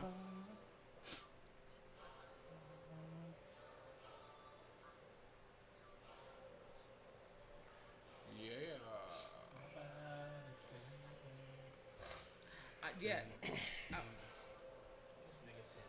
So no. You actually fine. That's why I was saying less the headphones because they don't want the static. That's what I was about to say. Don't judge me, man. That's why you need some. Nah, that was tough. I mean, it's like no, but I rock. That's what I was saying. Like, I couldn't do it. I had to make it hard for us. So now, if you would have added like on like some like. I want to add somebody petty real quick just to give us an out. I couldn't do it. And then all right, but look off the record. So you got James Brown, Stevie Wonder, Michael Jackson, or Prince. One gotta go. I just did it. James Brown, there's no Stevie Wonder or Prince. I mean, there's no Prince or Michael Jackson. You can't do that. Nah, not yet. Bro, no, you can't do that, bro. That's bro. That's not the same generation at all. Like James Brown before them, you can't. You gotta put James Brown with like Teddy Pendergrass. But that's what I'm saying. Well, Mariah and whatchamacallit. Well, all the same. Whitney was before them. Whitney was like a couple years before Mariah, but it's the same as far as genre and everything. That's true. All right, Teddy Pendergrass, Teddy Pendergrass, Barry White, or who am I missing? I had something on my tongue. I got that fast. You just said what's his name? Didn't you say him and James Mulatto? Brown? Yeah. Oh, just James Brown. James Brown, my man, he ain't going nowhere. Ever. Barry White gotta go. Barry White gotta go. I like practice what you preach. Barry White gotta go. Oh yeah, Barry White is going for me. I can't do Teddy Pendergrass. Turn off the list. I grew up listening to that. My grandma would blast his concerts all through the house. Like Cannonball. What is PIT maneuver? He was kissing white girls. Pit maneuver. Huh? A pit maneuver. That's when the cops get behind you and they push the back of your car to make you spin around so you can stop you. Oh wow! It said a 12-year-old was killed in a crash after a state trooper used a PIT maneuver to stop a car. Damn. Yeah, that means he pushed the back of the car to the side to spin the car out. And killed the 12-year-old? That's Yo, crazy. this family is devastated. I heard this morning that some girl got killed at her baby shower. At the baby shower in New York. I seen that. That was sad. Her baby father or her ex-boyfriend or something? And, killed her? Well, no, he didn't kill. He shot her in the face. It was the boys. The men who fighting, was arguing. and then she was breaking it up. And he popped off and she got hit. Her and her daughter. Well, her daughter was in her stomach. She was pregnant. No, she has two children. The oldest one and the one in her shot in her stomach. Yeah, two of them. All three of them did? No. Only one. Only she died, but the baby ain't gonna survive. I don't think. No, It's possible, but I don't know. I mean, at a baby shower, it depends on how. She was 9 months. She was 9 months. Oh, it's the baby could survive. Yeah, I watched over. I don't think she did because they didn't say any survivors. When they said two, somebody said she had 4 kids. Her family was correct and they said she only had 2 children and she was pregnant. And the oldest daughter died with her out there that day. Got shot too. Damn. So, yeah. Oh, he going to jail. Hell yeah. Jail. She said, "Freaking Mary had to go." Tell him he is out there with Saul. He's with Saul. Let me just tell you, she's with Saul. Did we block her? We gotta block her. She don't have to watch the live no more. She can't watch the live no more. She black. I thought you were talking about talent. That's why I said Mary. Nah, Mary is infectious. Because what's her name hit notes that I don't think anybody could. She can't do Mariah? it no more. Yeah. Oh, Mariah's a beast. Mariah's a beast. Mariah's a beast. And then not only that, her transition into the notes is ridiculous. But I think it was just about more she do. That's like Celine Dion. Beast. Yeah. That girl's a But I think beast. Whitney's number one, period. Whitney will play around and create a hit. Yeah. Just on her vocal ability is There ridiculous. we go. They showed her rapping before. Billy. I don't know that. I ain't surprised. Yeah. Is this thing She on? sound like Lil Baby. She from Jersey, Yeah. so I ain't surprised. What's up, man? She from up top. Well, I had a doing? Oh man, he got the Gucci mask on. Who got a mask? Hold up, he got. Yeah, I got some people in the crib doing some maintenance work. Ah, okay. Trusty said. I feel you, man. Listen. He in his Libra bag. Is that Billy Lennox? That's me. He in his What Libra up? bag. I just have one. I don't What's trust up, them man? folks. How you request to join? Huh? I hit request to join, but it's not letting me. Oh yeah, I don't know. Well, you on He's now? already on it. I'm just sending it out to some people. All right. Hey, Mr. Fanatic, how are you? Hold Hold on. I'm good. How are you? I am amazing. How are you? Yeah, I'm I'm waiting good. for him to get back on. Just moved back to California, so enjoying this next phase of the venture here in California. Next phase of the journey here in California, doing music and whatnot. So everything's good. Nice. Congratulations on making it back out. Thank you. How's the family? Everybody's good. Hold on one second, you guys. I'm having some technical difficulties. 1 second. Shay, send me another request right quick. Okay. Gotta give a few people time to get back on anyway. I see the legendary Bob Marley on the wall. Sitting behind MJ. That's my man right there. Day. Bob Marley. Because we all shot the sheriff. Who is this other person? All right, we on? So that's Uncle MJ. That's one of the cast members. Oh, this is another one of your cast members. Okay. Oh, yeah. He got stuff How you on doing, good production brother? today, so he can make What's it up, into the man? How are studio. you? All right. Blessings to you. Peace. No doubt. Word. So yeah, man, we got a special guest in the building with us today.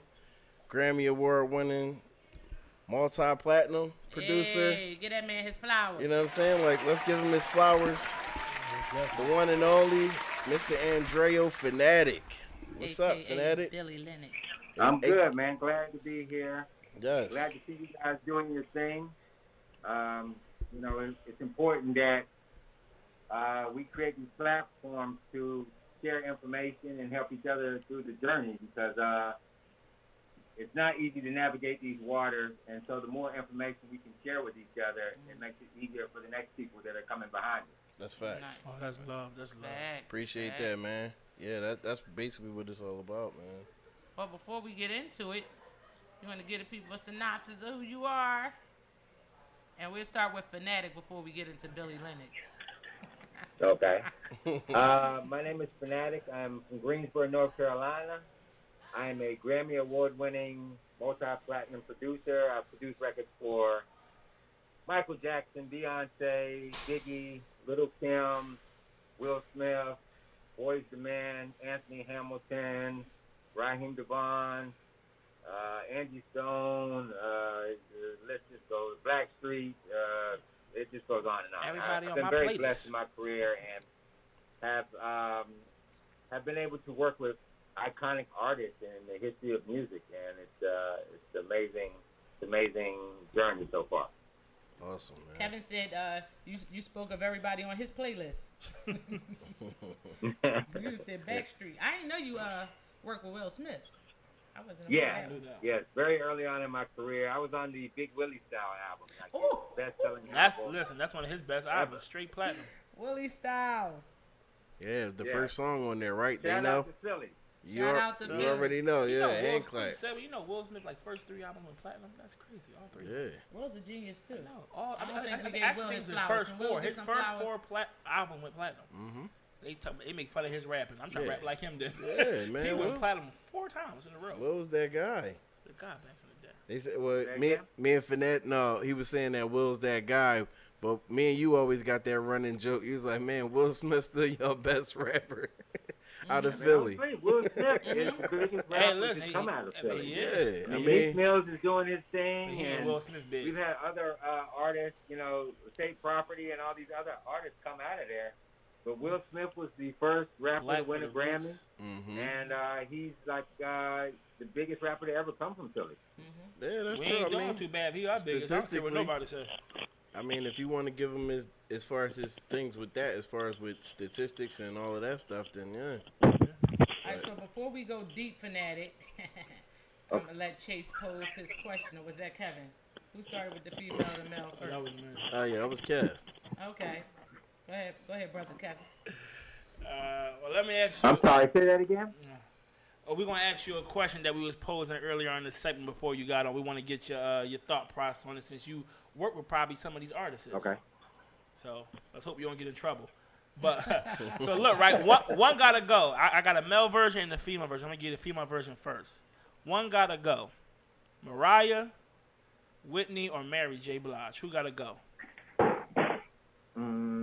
Not because of talent, because of who touched you or Yeah, he you know knows who, that, I'm who sure. you like the most, as far as like not who you like, but who influenced you the most. Who you connected with? Who you connected with, yeah. I mean, of course, Mary J. Blige was probably a greater influence because she came in on hip hop and R&B, and hip hop is my foundation and how I got into the music business, doing hip hop, and it was a great time in music when hip hop and R&B were having this fusion, and she was one of the front runners when that was going on. So that was like, she had the most impact and influence on me, and as well as how raw she was, she definitely is somebody that really had a huge effect on me and influence on me. Whitney Houston, because of how big she was, but the body of work wasn't as consistent as Mary J. Blige. I think Whitney had her moment, and then it was just, once she got to the top, it was just so many breaks in between. We didn't really get to see her at her best for a very, very, very long time. It was a short window. If you really look at it, it was only probably about 2 or 3 albums that she was at the top of her game. Which in the music business, That's a long time. 2 or 3 albums, we look at it now because artists put out music so fast. We look at it like it's a small window of time. An artist can put out 2 albums in a year, and be on 1 million guest appearances as well as EPs. But back then, artists would put out an album, and it would take a year to make the album. It would take a year to promote the album. It would take another year to tour the album. So it was 3 to 4 years before you would even see that artist come back again. So they would take breaks, 4 or 5 year breaks between albums. And then, and that's just an artist that is constantly working.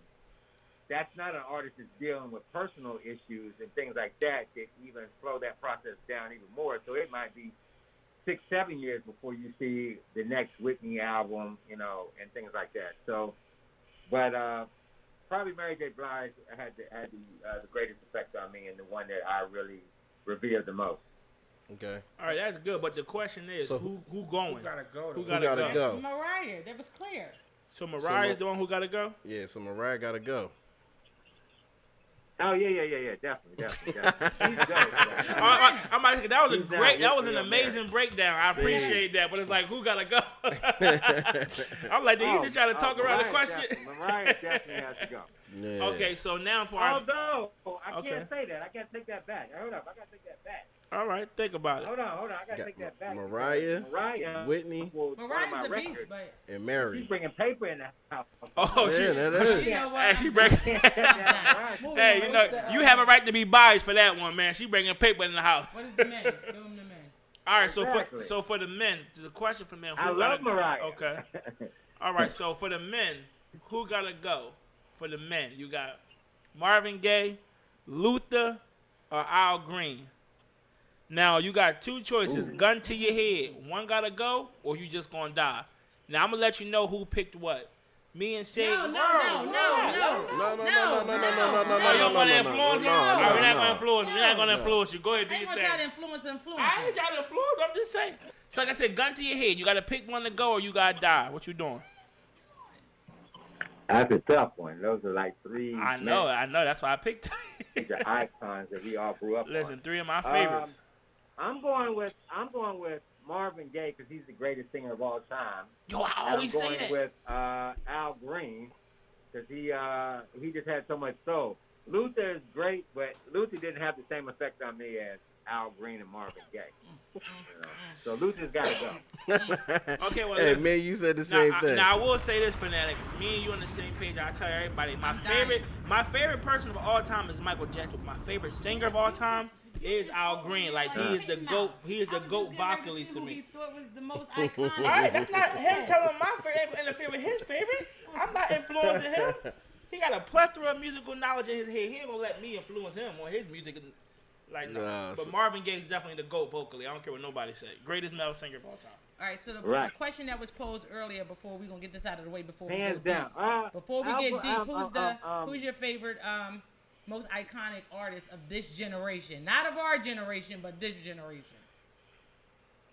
Right now. Yeah, currently. Kanye West for me. Okay. We got 3 Yeah, I think Can we get some bombs? Can we get some sirens for that? He has reinvented himself. Numerous times, every single album he's reinventing himself. I wasn't a great big fan of this last album that just dropped, but everything prior to that, every single time he has changed his musical sound, how he's coming. He's just constantly reinventing himself every time. Mm-hmm. But so, love him or hate him, he's been consistently doing it for a very long time. Trump. And a lot of people haven't done that. Wow. Okay, so look, quick question, segue off, just real quick, I want to ask. Because we got 3 people up here who said Kanye West. So, Fanatic, what's your favorite Kanye album? What's my favorite Kanye album? Like you said, each album is something different, something new, different style, different sound. What's your favorite Kanye album? Probably My Beautiful Dark Twisted Fantasy. Yeah, probably that one. Yeah, probably that one. What's yours? I think you already told me yours. Late Registration. Late Registration. What's yours? I don't which have one? a favorite. My favorite Kanye album is 808 Heartbreaks. I don't care what nobody say. Mm-hmm. That joint crazy. It's a good album. That album's dope too. That album was fire. Which, by the way, if you realize with that album, he had just sold a bunch of records on the previous album, right? Right, I remember. Yeah. So for an artist to come in and say, all right, I've reached the apex. I'm in the conversation as the top 3 rappers right now in the game. And my next album, I'm not even going to rap on my next album. I'm going to sing on it. And he went hard with the singing. No, I'm going to sing the entire album. The entire album. I'm going to sing it through auto-tune. What? After my partner, Jay-Z, just made a record called The Death About It. Exactly. And I'm still going to make this record, and I'm going to have the biggest album of the year. And he did all that. He did it. Listen, he went hard. That's like career suicide for some people, but he did it.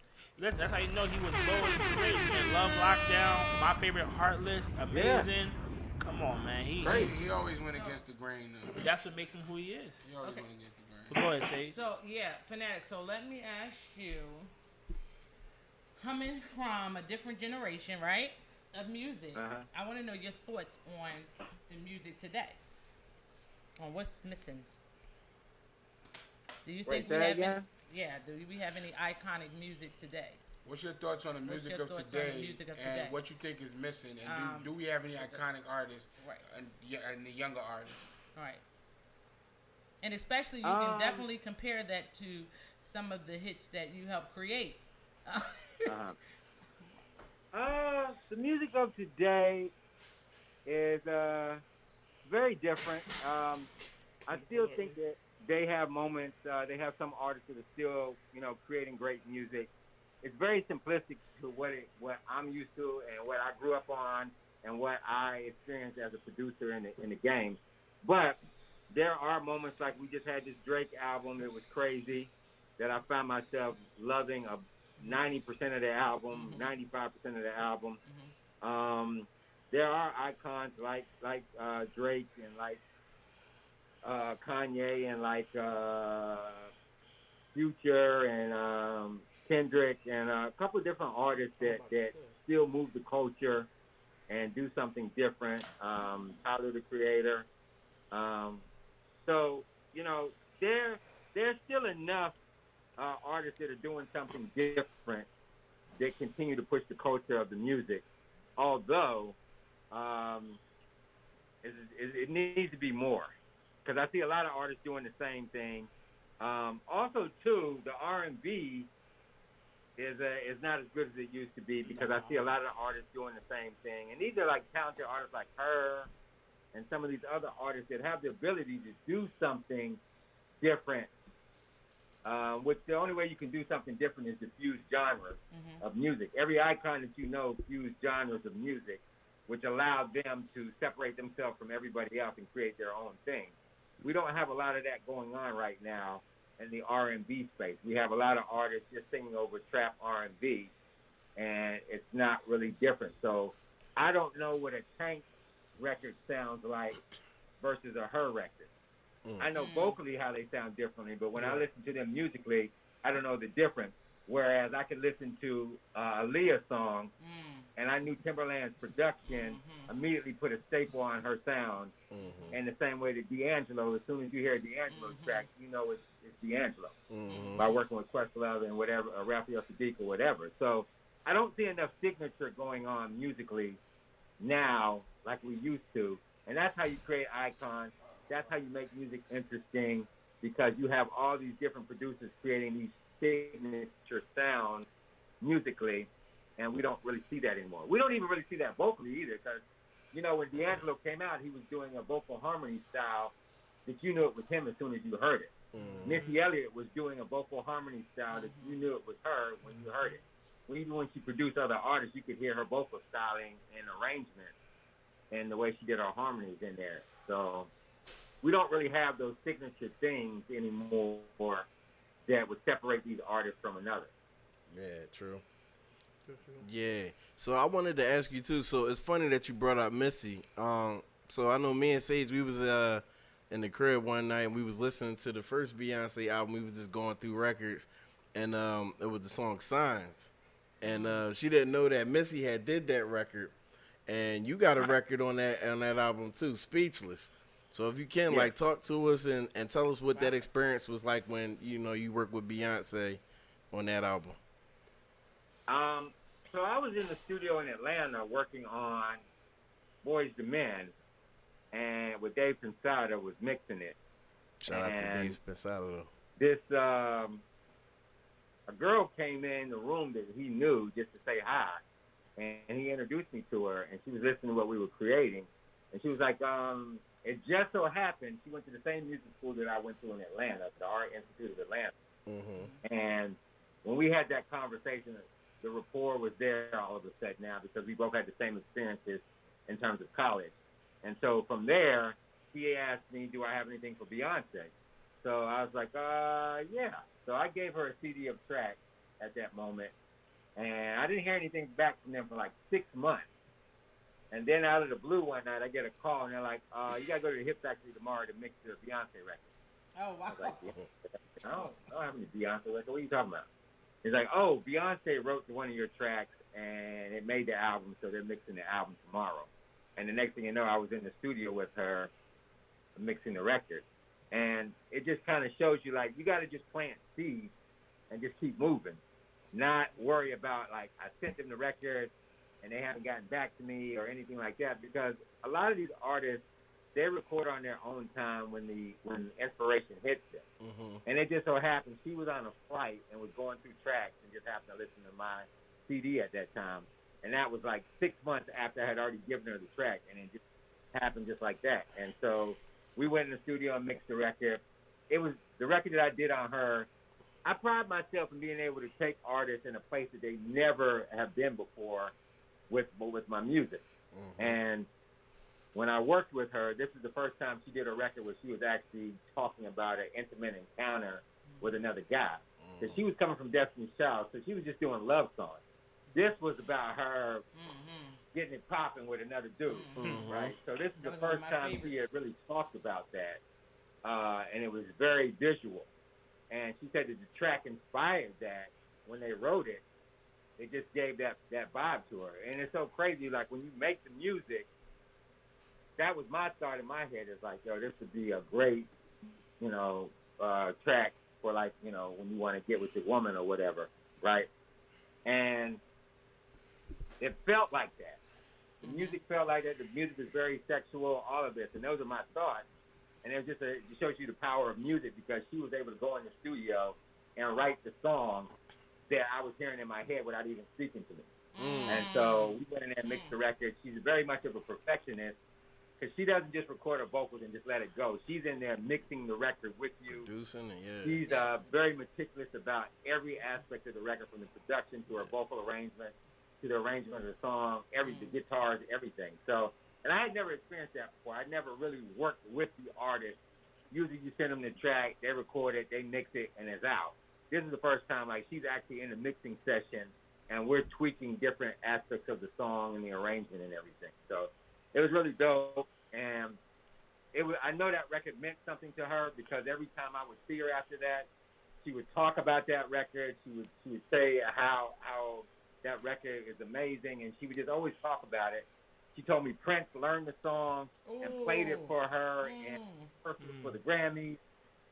She said that Prince said that was her favorite song right now. So it was just interesting how that song went through that whole process and touched so many different people and people that I admire and respect. Wow, that's what's up, man. That's amazing. I got a question for you. I want to ask a question. I'm sorry. I asked you a question because you talked a little bit ago about authenticity, basically about today's where everybody sound the same. Do you think it's because the producers sound the same? Because back in the day, you had, like you said, you knew a Timbaland beat or a Q-Tip beat or a Dre beat, RZA. Like you knew these guys' beats. Where today it seems like every producer beat is the same. Like they're following one sound. That's the sound that's popping. That's the sound that's selling. So do you feel as though that's missing from today?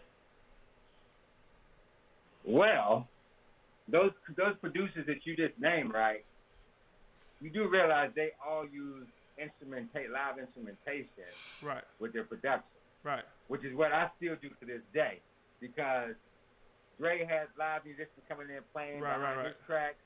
Timbaland had guitars on top of his tracks.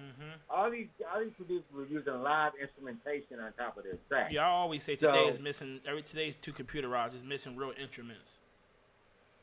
Right. So it changes. It gives them their own sound because even though he had the drum programming, right, anybody could sample those same Timbaland drum sounds and program the beats with the double beats and all that. Right.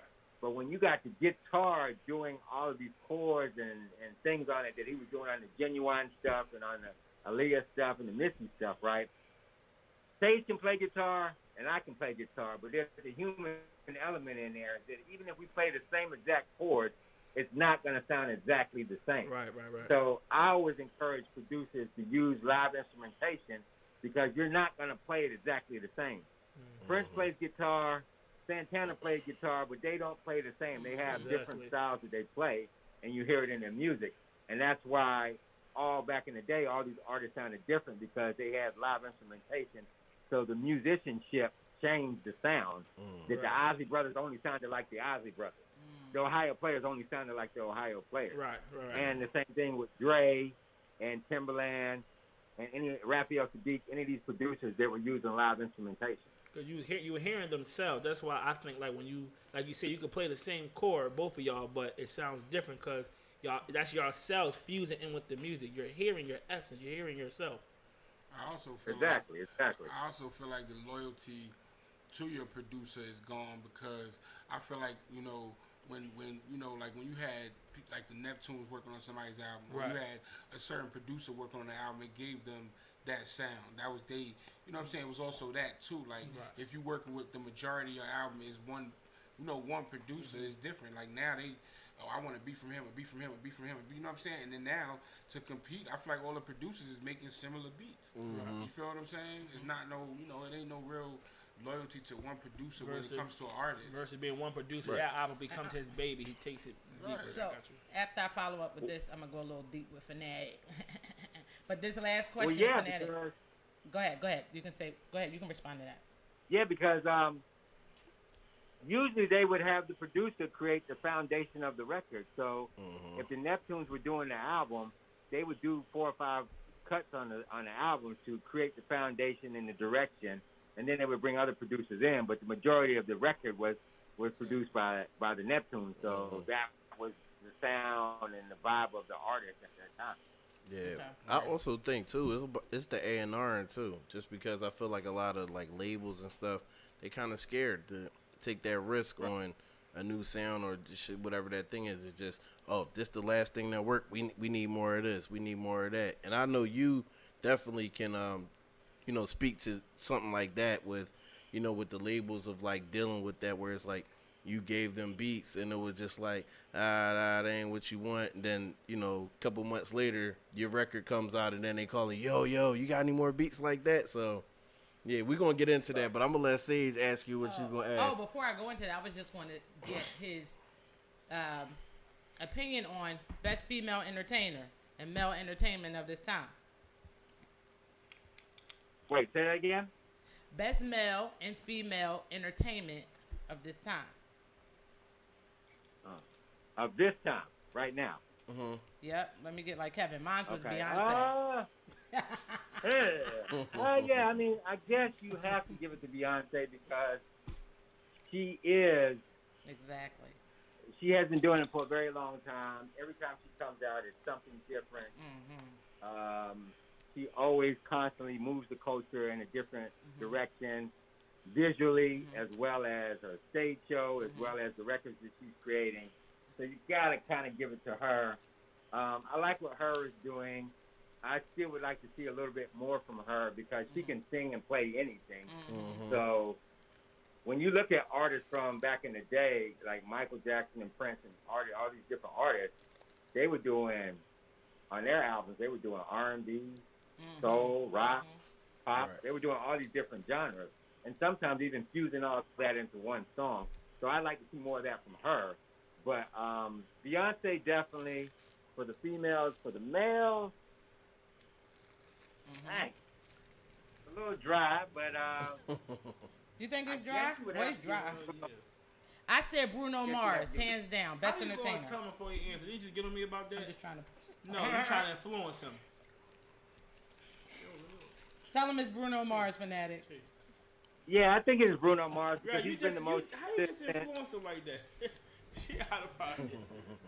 And you see, like with this new record that he just did with Anderson .Paak, like Oh man, it totally like changed. It made He you took it stop back and in the listen, day. like, so what this? And it was great.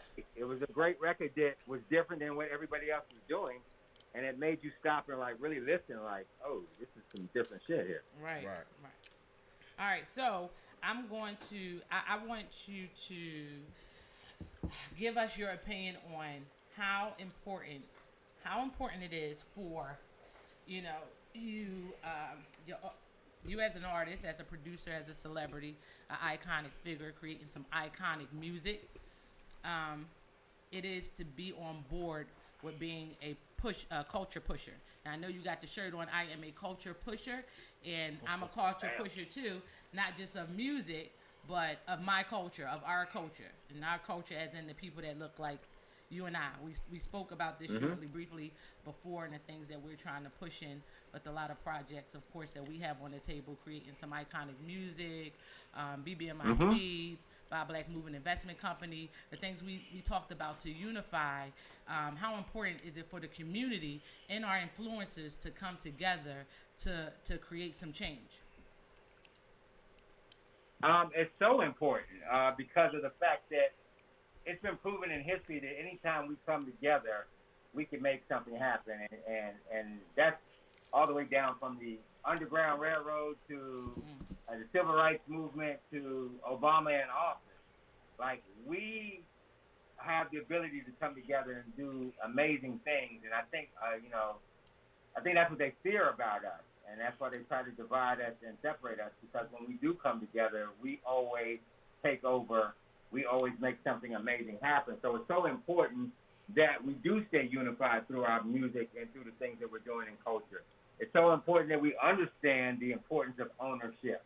It's so important that we understand the importance of education and just having an open dialogue constantly on how we can unite to do things in the community, how we can unite in changes in structure, because we're putting a system that wasn't really designed for us.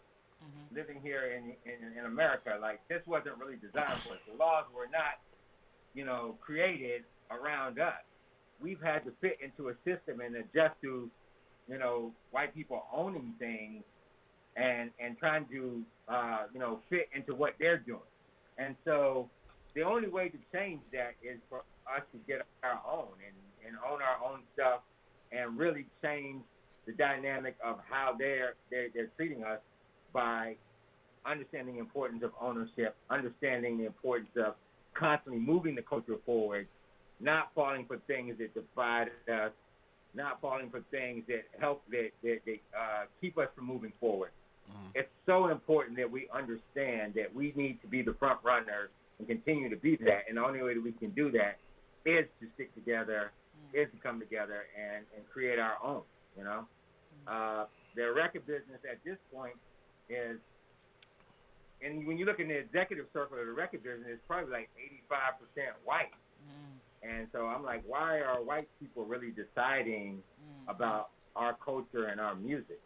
And so there was a time that wasn't happening. You had your own departments, but now everything is mixed together, and they're having a say-so in what culture is, the culture that we're creating. So it's so important that we understand, our position in all of this, and that's the only way that we can continue to change the dynamics and the landscape of how everything has been set up in this country to oppress us. That's facts. That's like that. facts. So I want you to elaborate a little bit on something on the post that I read on your page a while ago, because really I was gonna text you about it, and then I forgot all about it. I got busy, because you made a statement in a post that you had posted that said that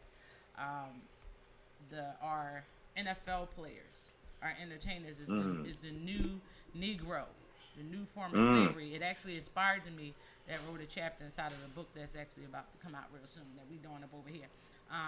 Can you explain a little bit about that? Yeah. When you look at it, there was a time where we weren't able to play these sports with them on the same playing field with them. There were times that segregation wouldn't allow us to go to school with them and play college sports or professional sports. So what did we do? We created our own. We had our own Negro leagues. We had our own basketball leagues, all these different things that we had, and we owned those things. And then at some point, we started going back over there playing with them, and they started letting us in, and then they saw how we changed the dynamics of all of this stuff. And what ended up happening is they were like, well, they're the show. They're the entertainment. Like, the dunk didn't exist until we did it.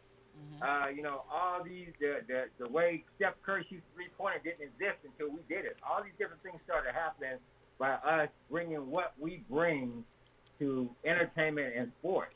And so now they let us in there, and you got 90% of the athletes are African-Americans, but everybody in upper management and ownership is white. So I'm like, we have to understand that we bring something to the NBA. Let's take the NBA, for instance. We bring something to the NBA that could not exist without us. We have superstars, bona fide superstars that have drawing power. So this should be about equity. This should be about partnership. I know when LeBron James left Cleveland, the city fell to pieces. So when you have that type of impact economically on a city, you got to talk equity. We got to be in an equity deal. We're building brands. Cleveland Cavaliers weren't even relevant until LeBron James came in there and changed the whole dynamic of everything. So when you have that type of impact, we got to be talking about equity. When you talk about Kobe Bryant carrying the Lakers when they were terrible for the last 20 years, or before the last time they won a championship. After that, they were terrible. But they're still selling out because Kobe Bryant is the draw. On a good team or a bad team, people want to see him play. So when you have that type of drawing power, you got to start talking partnership. You got to start talking equity situations and things like that. And until we do that, we're always going to be considered the talent or the entertainment. When the whole the whole George Floyd thing happened, that was our opportunity to say when we went into the bubble, like, we're not playing unless we sit down and have a real conversation about equity and partnership, a real partnership. We fell for, let's put T-shirts on and say Black Lives Matter and put it on the court and let's get back out there and start playing so that they won't lose their television contracts or their sponsors and things like that. And I was like, that was the moment. Right. That was the moment for us to stand up and do something and change the dynamic. Because think about this, too. Right now. All of these players the majority of these players come from impoverished backgrounds. Right. So this is the first time they're seeing real generational wealth, right? Mm-hmm.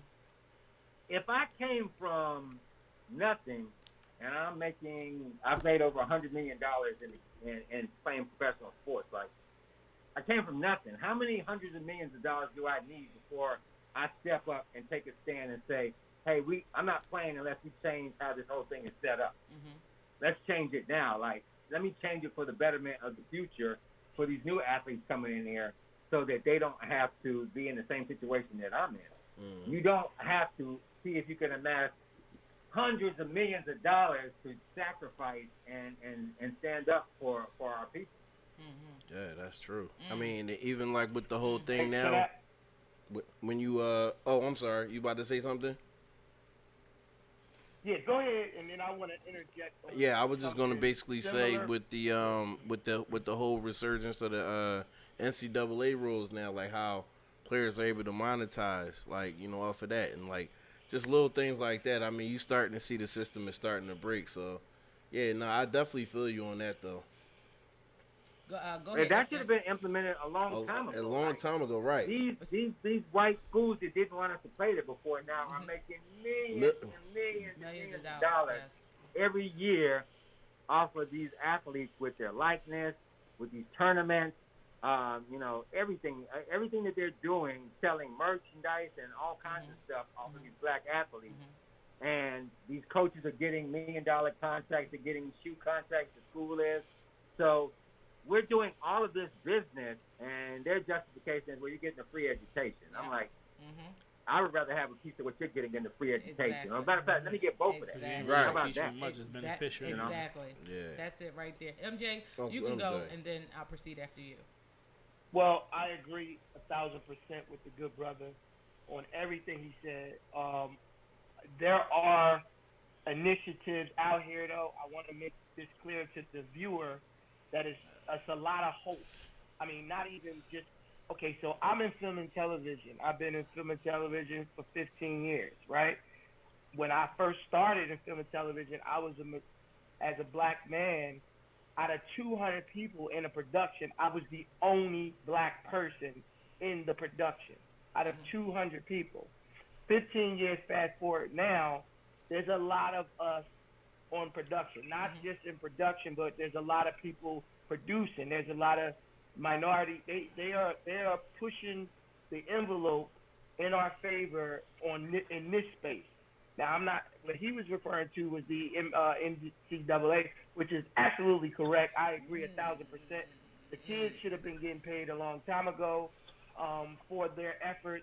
I agree with the partnership with the icon stars of the NBA and the NFL or any type of sport that when I am LeBron or Steph Curry and I'm the we lost Word. you. Damn, we lost you.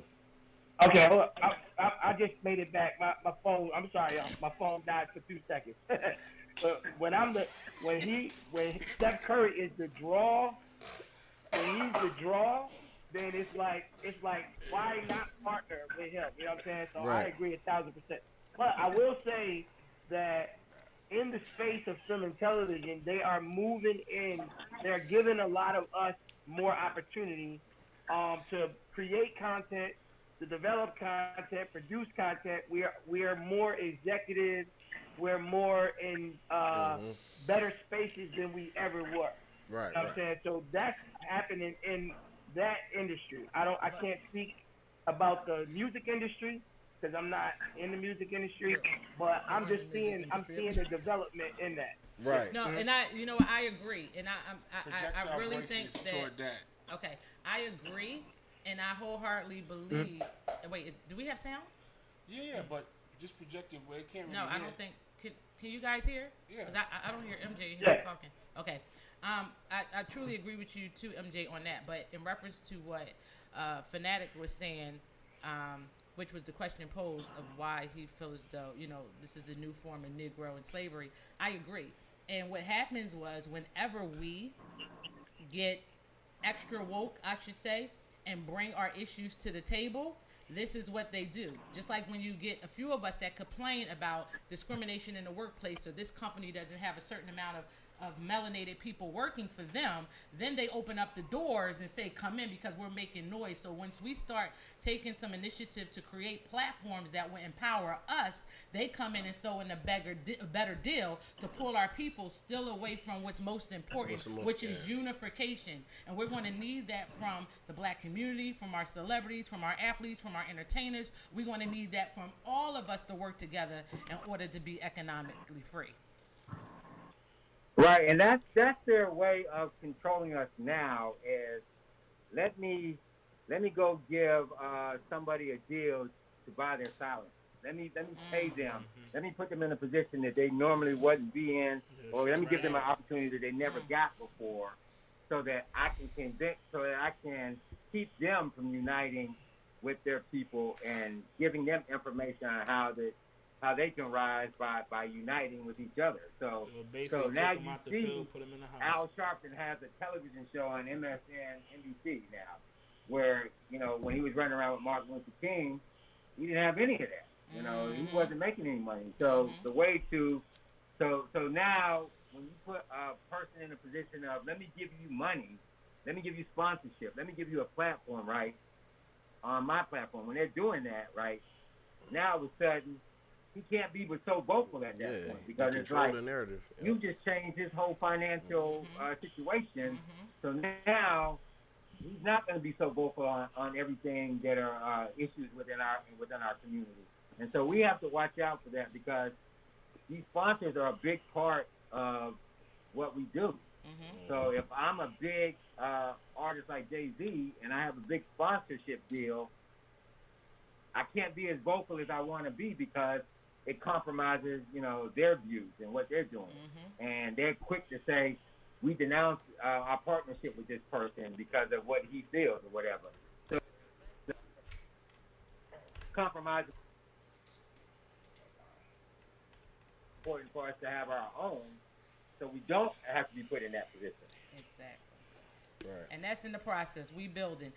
Before I go into my next question, I'm laughing at Wavy. Hey, Wavy, shout out to Wavy.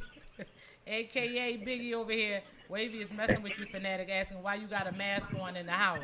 What's going on? So I told you I got some people doing some maintenance in the other room with the cable and stuff, and so I don't want to catch nothing, huh?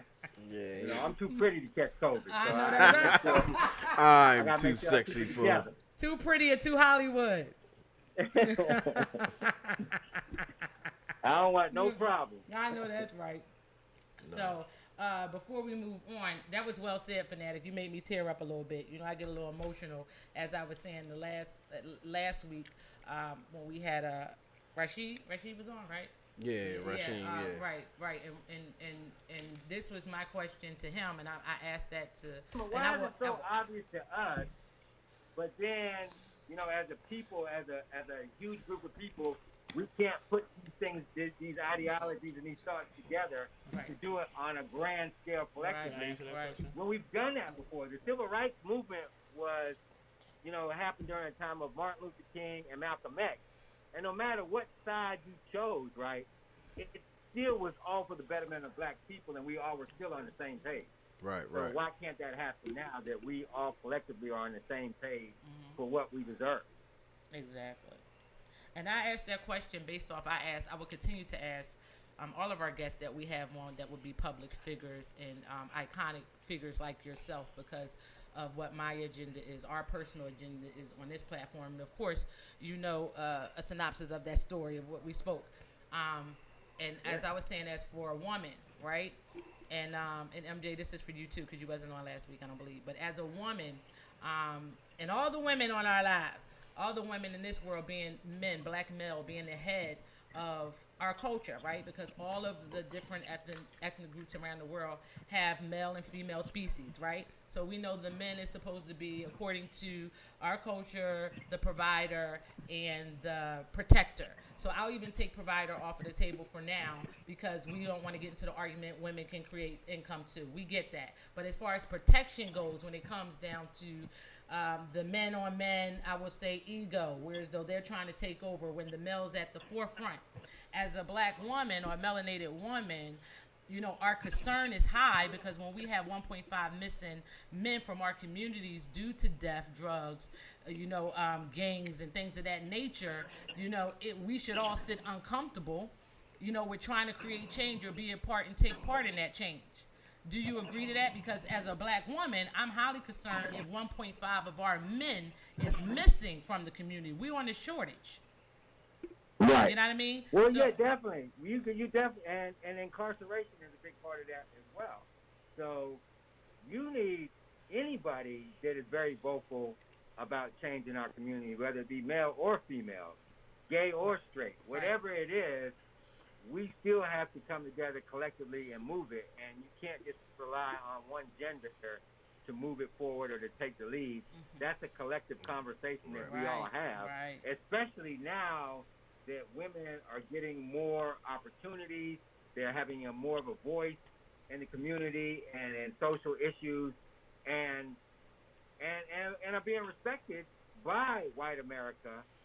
You have to unite with them, and you have to sit with them and have the conversation and make sure they're on the same page with you, because they're getting the opportunity to be vocal in settings that men are being compromised in right now. Mm-hmm. So before, and Kevin has a question next. Matter of fact, I'm gonna let Kevin go and ask him, because I want him to ask him a question in reference to something else. Go ahead. Oh, well, I didn't really have a question. I kind of wanted to give you my viewpoint as far as an answer to your question you just posed a minute ago about why can't we come together, and I want to see if you agree with what I think or differently. I feel as though we can't come together because I feel as though as black folks we're selfish in the sense of, as long as I'm doing better than you, I'm good. I feel as though you spoke on it a little earlier about, we'll complain, but they'll go get one nigga a deal, then we'll be quiet. In the sense of, like, I'll complain as the outside slave, but the minute you bring me in the house, I'm cool. I got AC now. I ain't complaining no more. Them niggas hot. I'm sorry, not niggas, but them slaves hot. I ain't hot no more. I'm actually getting light skin. I'm not in the sun no more. It's like, but it seems to be that way. Like, as long as, and I think it comes back to what you said, Nick, about most of these stars and celebrities, they come from poverty. So when you go so long starving and you finally eating, it's hard for you to get that meal up. It's hard for you to give it up. Yeah, you got so much, but you want more because that hunger, I feel like you're trying to make up for all the times you were starving by trying to overeat now. So I feel like until we overcome that selfishness and realize that I might have to starve Monday night so we all can eat Tuesday night, I feel like we're going to be still stuck in the same place. What's your thoughts on that? Well, you got to have the conversation, because you hit it right on the head. It started with the house nigga and the field nigga syndrome. It started there. And when you're not having that conversation constantly and people understanding what that really is, because that shit happened so long ago, and it's still very relevant to this day, and we don't even see it. A lot of us don't even see it. My son doesn't even know what that is. Like, trying to explain that ideology, he doesn't know what that is. Then you got your mother telling you, get over that, move on, and you got people saying, hey, man, they're giving us something, man. We got to be happy with what they're giving us. You got to understand that until we really have that whole conversation. Because when you see, as you see when we did Roots, when they just brought Roots back, you had Snoop and everybody else on there talking about, man, we don't want to see niggas getting beat. We don't want to see that shit no more, right? Not understanding that slavery wasn't about the brutality of slavery. That's the low-hanging fruit. We know that. It's the mind control. Right, the mental breakdown, the destruction of the mind. Able to last all the way up to this time. Because when you're born and they're telling you, you ain't nothing, you ain't shit, you're half a human, you can't do nothing without me, and you're planning all of these ideologies and these children all the way up to their adults until they're out of here, and they're passing that information on down generation after generation and generation, you start believing you can't do nothing without a white person. Right. That's why when you go to the NBA, you got the white attorney, the white agent. Right, exactly. You got the white accountant. You got all everything got to be overseen by them. Yeah, I'm like, but we've proven that we have black people in those same positions and those same jobs that can do it just as well. Rich Paul is a shining example of somebody that can do something that can affect everything. He's basically shaking up the NBA because they're afraid of him now because he represents so many players. Right. But why aren't there 5, 6, 7, 8 different Rich Pauls representing our people? Right. So you got to have the conversation about slavery and the effects of it and what it did to us. That's why we have yet to really pull all of our people together and break down that whole thing and understand why it's still relevant today and why it affects us and our progress as black people. And I just want to say this real quick and I'm done. We have to also understand, I feel all black folks that, and it's funny because you talk about black men and black women, you can contribute this to a relationship.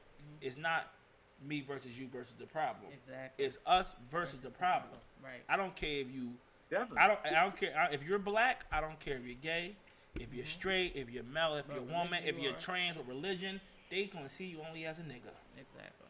So at the end of the day, whatever problems we got amongst each other, let's come together, get these people out the way, then we'll face our problem that we got inside so we can, get that down and out the way. But we have to do that. I think you hit it on the nail with what you was ready to do something,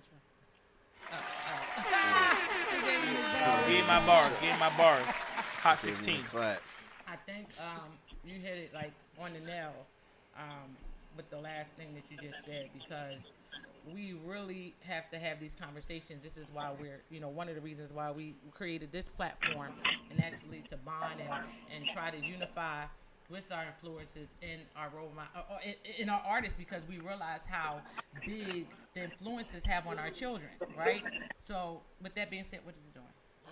Okay, so with that being said, you being a culture pusher, I wanted to hear a little bit more about the organization that you actually had that you were supporting, standing behind, because I know you are in support of all things in pertaining to us. And this is for everybody that is out there viewing or listening, and getting in on the movement that we're actually, putting together, just having these conversations so that we can do what one of our ancestors was trying to do. As he said, one of his worst mistakes was trying to wake up a sleeping people. You know what I mean? You must first wake the people up in order to get results. And he was speaking in reference to us, and that was Malcolm X. No, that wasn't Marcus Garvey. That was Malcolm X. So I felt like you. 2020 has woken us up. You know what I mean? We had Corona, we had the George Floyd situation, a whole lot of others. We have woken up. So we need to unite under the banners of actually rebuilding infrastructure in pertaining to us. And I mean us as in people that look like us as being the United States, citizens of America, us, all the way around the boards. But we got to dig America up from its roots so that we can recreate a strong foundation, because our foundation brought here wasn't strong. It was weak. Right. So those of us who are proclaiming to be woke, right, we have to take the tools and the resources that we have to actually unify and bring them together so that we can actually put our stuff together to actually create change. All right, go ahead. I got a quick question. Go ahead, Uncle MJ. Speak your piece, brother. Okay, so Rosewood and Black Wall Street existed because we banded together, and the word that Sage just used was infrastructure. Now, I have a question for the community, because those things existed, and we as people, they have, of course, swept that under the rug. They swept Rosewood under the rug. They give it a little shine. They swept Black Wall Street under the rug. They give it a little shine. I think we as a people should revisit that, because that is really where we were. And if we were able to maintain that, we wouldn't even be having this conversation. But I'm gonna ask you a question though. Could we change the currency to our currency?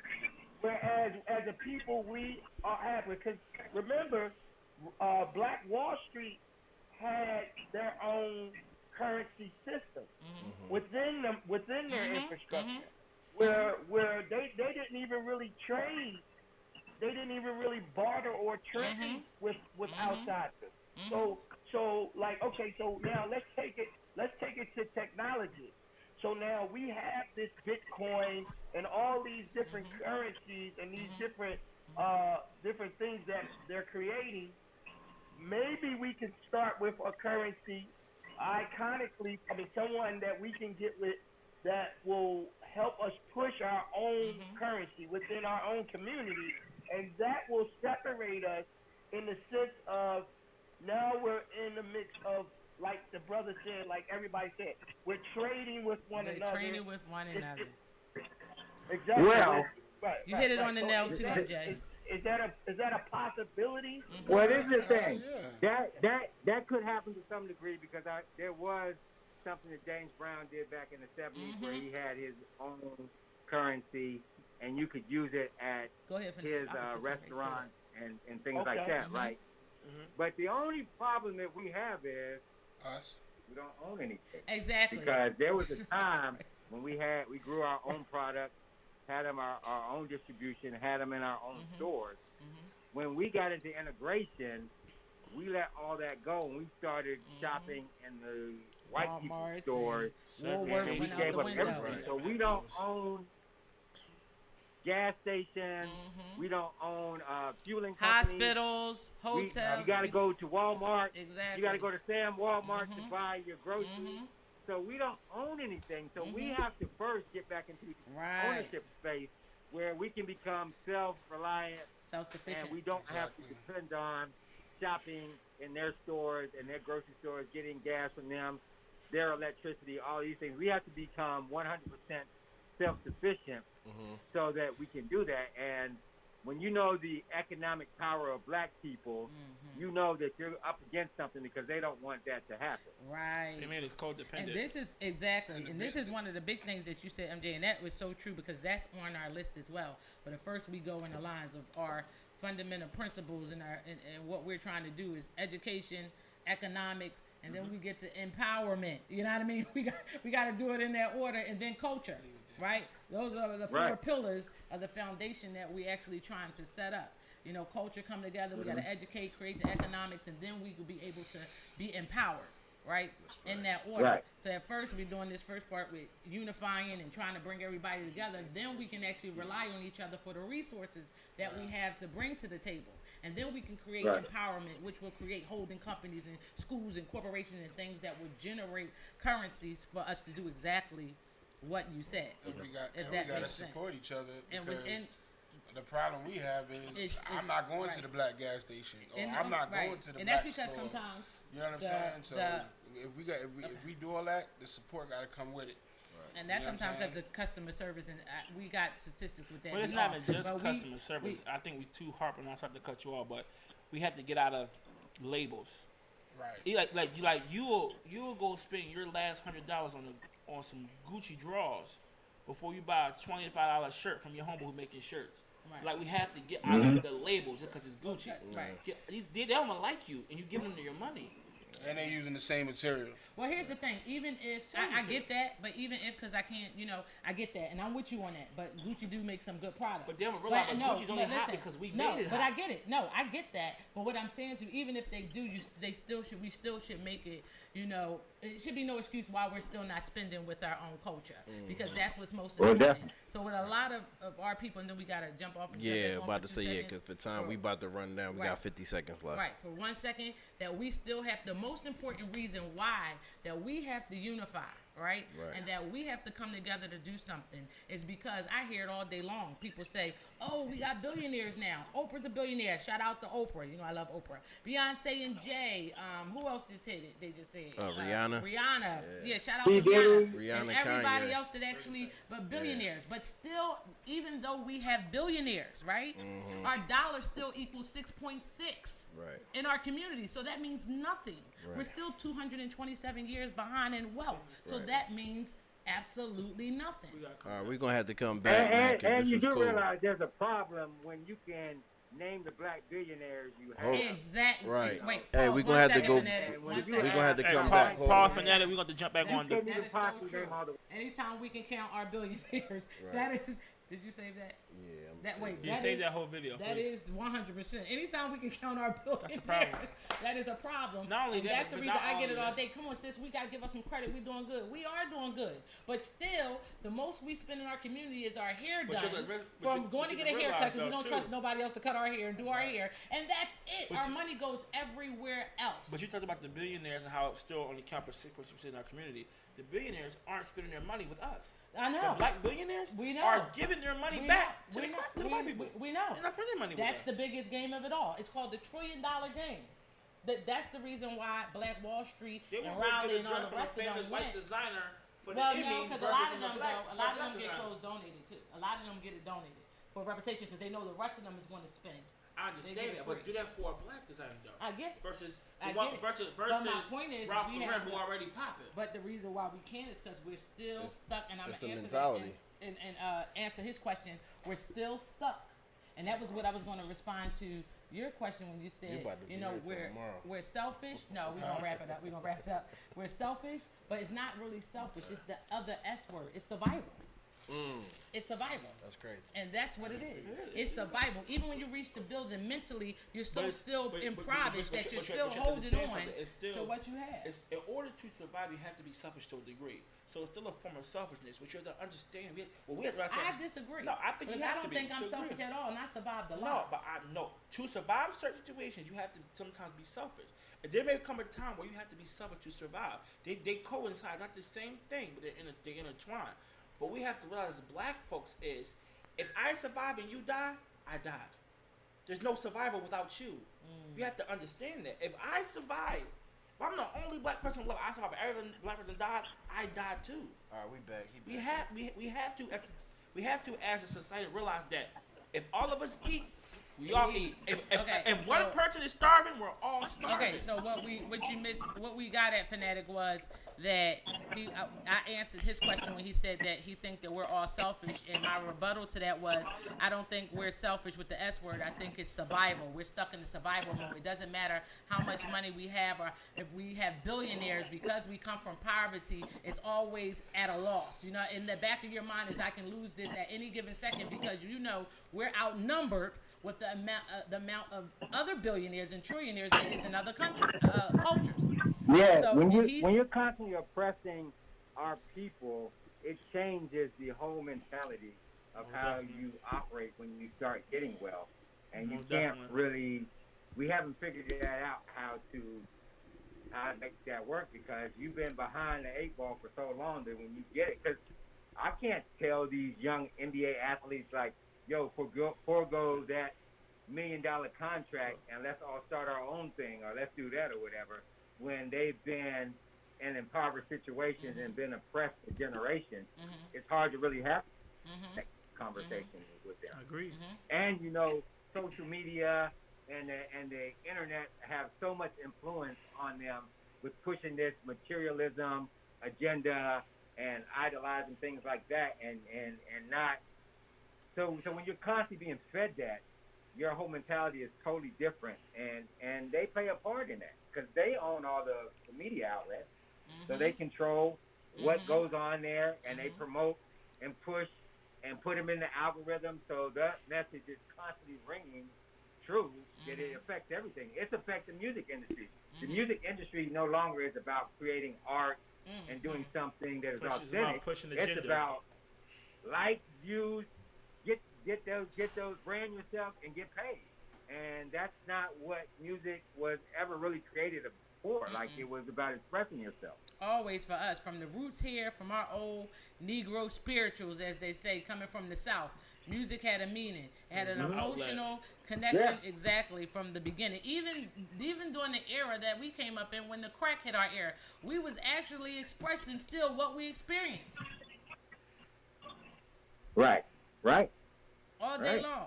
But now we can't say we were put in warned. a position now where it's about, and we're being put in a position now that you know, you can't make a record like what's going on right now. Oh man, it's like, you know what? Market. You know what? You ain't even got to. It's so relevant still today. It's so still relevant today. Right. It's as if that song was written last year. Music from the 70s because those messages are still relevant today. And when you got a sea of artists that are in a single-driven market where they're just trying to make hit record after hit record after hit record so that they can make money, and that's all the label is signing, then you miss out on all of those other moments of expressing yourself that can help uplift our people, as Marvin Gaye did. Because What's Going On was one song on the album. It was other songs on the album that had other examples of that message that made that album so great. So it's not just about, you know, the hit record. It's about a complete statement. I know that's right. Shout out that to Sam changes the mentality and the mindset of people that listen to it. Well, I mean, that's a problem. It makes you almost wonder how far did we truly come if a record from the 70s still is prevalent. It's 45 or 50 years later. Listen, let me says tell a you lot something. about It us. says a lot about how far we truly came. And then not We ain't only going that, nowhere. and exactly, and then I was just reading this post from Marcus Garvey that was so simple. Listen, Marcus Garvey was before they blew up Black Wall Street in 1921. Marcus Garvey was in the early 1900s, late 1800s, 1900s. That's how far Most don't realize. They think Marcus Garvey was around the time Malcolm X. They don't realize they're not 100 years apart. And Malcolm X and Martin Luther King was in the same generation, and they wasn't. He was way prior, way before them. way before them, and he still said the answer to our success is to be back by black, and everything else will handle each other. The greatest pitfall for black folks was ending segregation. No, because I'm gonna talk. We gave up everything and they gained everything. Well, here's the thing. Here's the reason. No, listen, I get it, but that wasn't the greatest. That wasn't the greatest. He didn't realize it until he died. That's when he realized it. That was a part of it though, because let me tell you, I feel like how smart, you know, God is, or whatever you want to call him, whatever we call it, universal law, whatever. Let me tell you how I think how smart it is, because though today, like our ancestors fought for the freedom here in America, the Martin Luther King and Malcolm X era fought for equality, it's this generation's responsibility to fight for economics, right? For our economic freedom. Now, that's our responsibility because they fought through everything else. But the beautiful part, I think, that we were missing through that integration mixes that everything that we did, you know what I mean, that we climbed and fought our way out of. It took them slaves 10 years after slavery to put together $58 million to build Black Wall Street. On movie theaters, education systems, everything. Their first terror attack on America, they bombed it, right? Then after that, we had the Great Depression a few years later. How tired and exhausted do a people have to be after rebuilding themselves over and over and over again? Right? That every time they build something, and we were segregated, they were thriving, and then they got jealous and burnt it to the ground. So to me, integration is beautiful at this part, because when we rebuild it this time, they can't bomb us without bombing themselves. They have to strap the jacket on and take everybody out at this point because we're integrated. Do you think they know won't? what I mean? And it wasn't. No. Listen, they won't have a choice because it really wasn't the segregation that killed us. It really was marketing. We wasn't ready for marketing. We had our own stores. We had Woolworths we were shopping at. When they start marketing Walmart and marketing came in. But how can you say marketing was our downfall? Marketing was our downfall. If we was marketing ourselves when we had Black Wall Street. Listen, we didn't market ourselves through media as far as TV. I'm gonna tell you why. We were marketing through newspaper, through word of mouth. We were marketing I'm gonna tell you ourselves. why. Because Fanatic, if you can remember this, when we actually started the integration, even when they started marketing heavy, the bigger store chains, the shop at, we had our own, even Raleigh, North Carolina, we had our own stores. In order for us to be on TV, we had to do blackface. In order to sell a can of any product, we had to do blackface. They wanted us to look like monkeys, right or wrong. Yes. For advertisement. They use marketing to their leverage. Everybody on TV was super white with red lipstick and uplift everything. No, they was, but they would put it on our can, on our products and everything else. Right. They didn't allow so much of the attractive people that look like us actually get on the forefront. They were too intimidated. So they marketed all of their stores. So even when you shopped at the local community, what they was pushing was what we talking about today. As soon as we start doing something to unite ourselves, they go ahead and create a platform to gain our money. Right. And to get us pushed over there towards them. Capitalize exactly. By making it cheaper. But I still feel like I understand all that, and that's all it makes sense. But I still feel like intersegregation is still the biggest pitfall. I still believe because I said we lost everything. They made us listen by intersegregation. We take it everything. They make us codependent on them. Well, listen, now we which can't is true. shit But without their permission. Yeah, but let me tell you. That's a problem. But let me tell you why that was destined to happen. Because we could have did it all over again and rebuilt Black Wall Street again. Was tired. Here, listen, right? Tired. But what I'm saying is, if we lost that sound. we do. If we actually step to start over and rebuild every time they have the power to drop a bomb on us, you know, listen, we will be extinct by now because we would have to start over to put our money back together and do it again. Let me tell you what the difference is now. We have black people, right, from our culture who are military trained, just like them. Now we can enter into the armies. We can enter into the police force. We can enter into every market that there is. It is. Cops just as bad as other cops. They are. But the they key brainwashed is, now. But my point is exactly. We have to start at ground zero, at the root, to actually get rid of the conditioning. That's my point. Yeah. It has to start with trust. We don't have no trust because we've been in survival mode. We know if the next, as you call it, Negro, is trying to make it to the top and we all fighting to get to the top, they can't trust you because you're fighting to get to the same place. Y'all not strategizing, coming together with the same plane to get to, even though we can all say, damn, we got one agenda. This is what we set out to get to Hollywood, but we're going to have 12 different strategies on how to get there. We're going down 7 different avenues and 7 different roads. See you when we get there. There's no competition. Right. We have the same agenda. Okay, listen, I agree, but conversation that we all have together and a real plan, because when all this stuff, when all the boycott happened, everything happened, we showed them that we could come together, but we never sat down and had an ask or a real plan. We all jumped behind this Black Lives Matter movement, who really turned out to be a facade, because I don't even know where Black Lives Matter is right now. I don't know what they're not very vocal at all anymore. Everybody ran behind a slogan instead of sitting down having a real conversation and a real ask of, okay, now that we have your attention and you see what kind of effect we can have on these cities, this is what we need to have happen, and we never did that. And so they kind of, you know, we kind of missed the moment. So now we have to regroup and figure it out now. Like, how can we have that same type of impact where we can get their attention without looting and tearing up the city, and have a real plan and a real ask? What is it that we need? I was really hurt in that moment, because it was like, that was our chance to really sit down and be taken serious and have a real conversation. And you are with the powers that be. Like, this is what we need. And that's the fun. Shout out my boy Keep It $1. He said Kev got a point. So now everything has went back to relax more, but it ain't over. It ain't over, Fanatic, because we got a plan. We got a great plan. We putting it in action, and you are 100% right. We got back comfortable, but it's going to happen again. So the things in the conversation that we're having today, and the things that we are setting up today, is prevention measures. So when it happened again, because we know it's going to happen again, right? When it happened again, we already have the plan and the strategy to take place, so we know what we need to do to create 2 things: kill 2 birds with 1 stone, create the capital and provide solutions. Right. But notice this though, right? This conversation that we're having right here is a conversation that needs to be on national television, where people, like, we need to be having this type of a dialogue on a regular basis on TV. Right. It needs to be on Revolt TV. It needs to be on BET, where we're constantly having this conversation, because this conversation is educational for so many people, and it wakes people up and says, okay, you know what? We have been asleep at the wheel. So we gotta have this conversation on a national scale on a regular basis if we want to initiate change. So I challenge Oprah. I challenge P. Diddy. I challenge BET with having these conversations in an open forum on a regular basis, so that we can move forward and have a real plan of action. Right.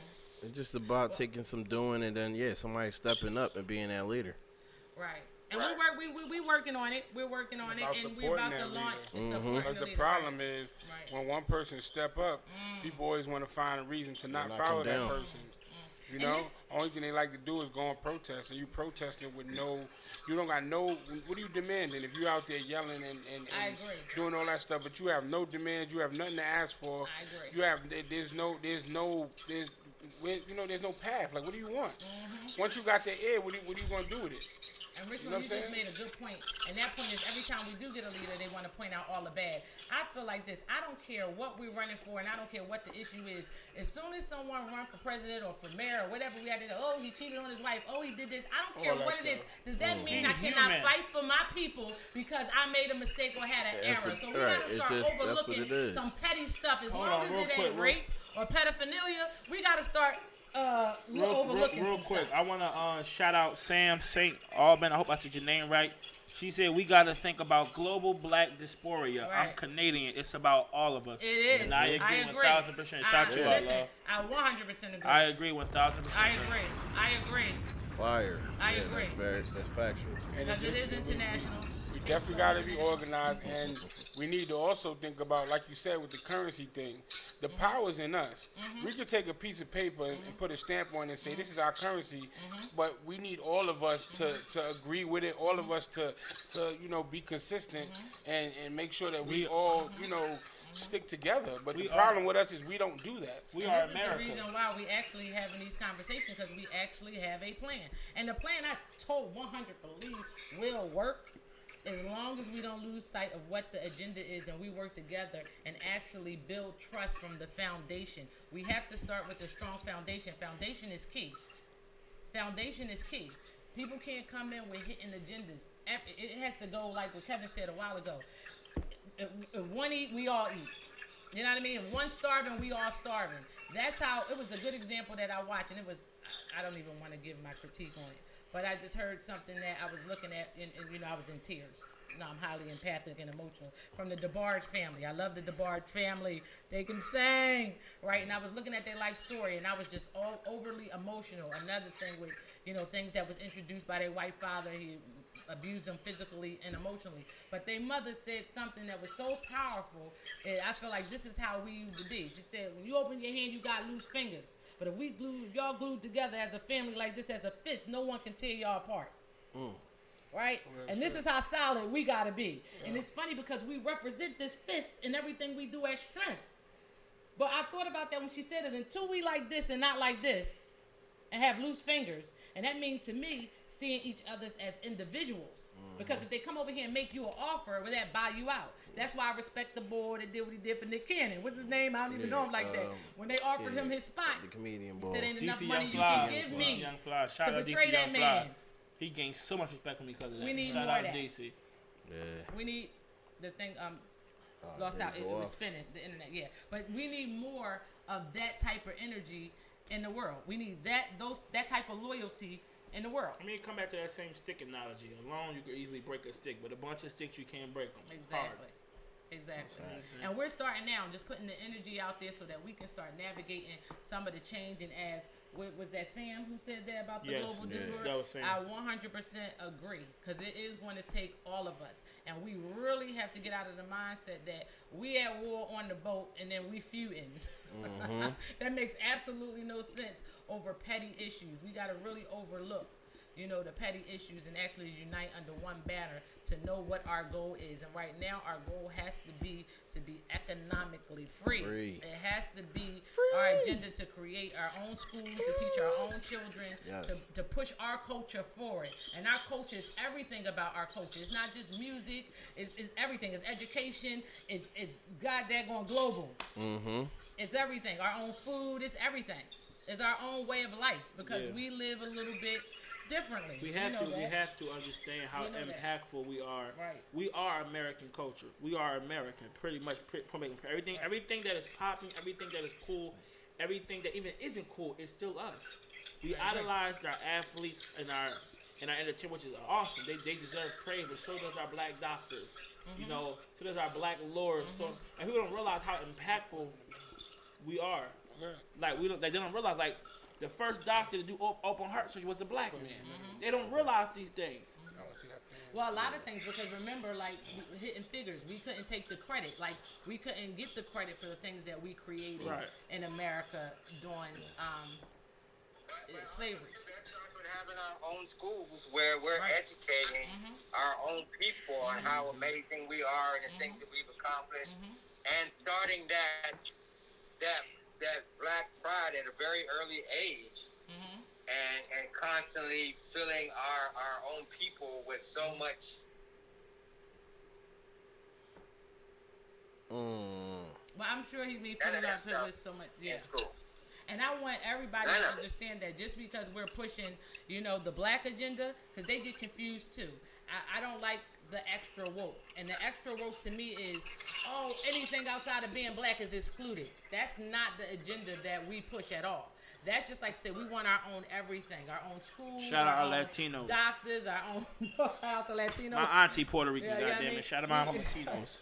We want our own everything. But having our own doesn't mean that we exclude the Asian race or the white race from working in our establishment, anything like that. It just means that we're doing things the right way. You're qualified. We know when we show up to get the job, we're basing that off of qualification and not off of your racial background. Right, exactly. We're not racial profiling you. We know that in this establishment, if an Asian working there or a white person working there, they meet the criteria opposed to they got in. Because then black people will be under the assumption, I'm just getting in because I'm black.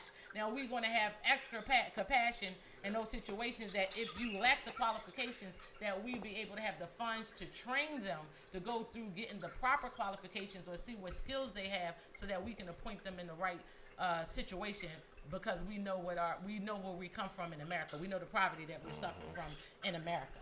But we don't want to be too pro-black where we're saying, every other race is excluded. No, that's not what we're saying. We're saying that at our table there can be no one outside of our race sitting at that table because we need our black power. We need our black power. We need it. We need y'all to could sit be at in the that restaurant, table but y'all can't be in the kitchen. At the analogy of this painting that I'm having drawn, there is an Asian at the table. There is an Arab at the table. There is a daggone Jew at the table. And all they tables, and we're not on the table. We're on the table being eating. We're on the menu. We're on the menu. Our seat is empty and we're on the table. We've always had an open door for them to come in and experience our culture and enjoy our culture. They're the only ones that didn't allow us to go over there and experience their culture.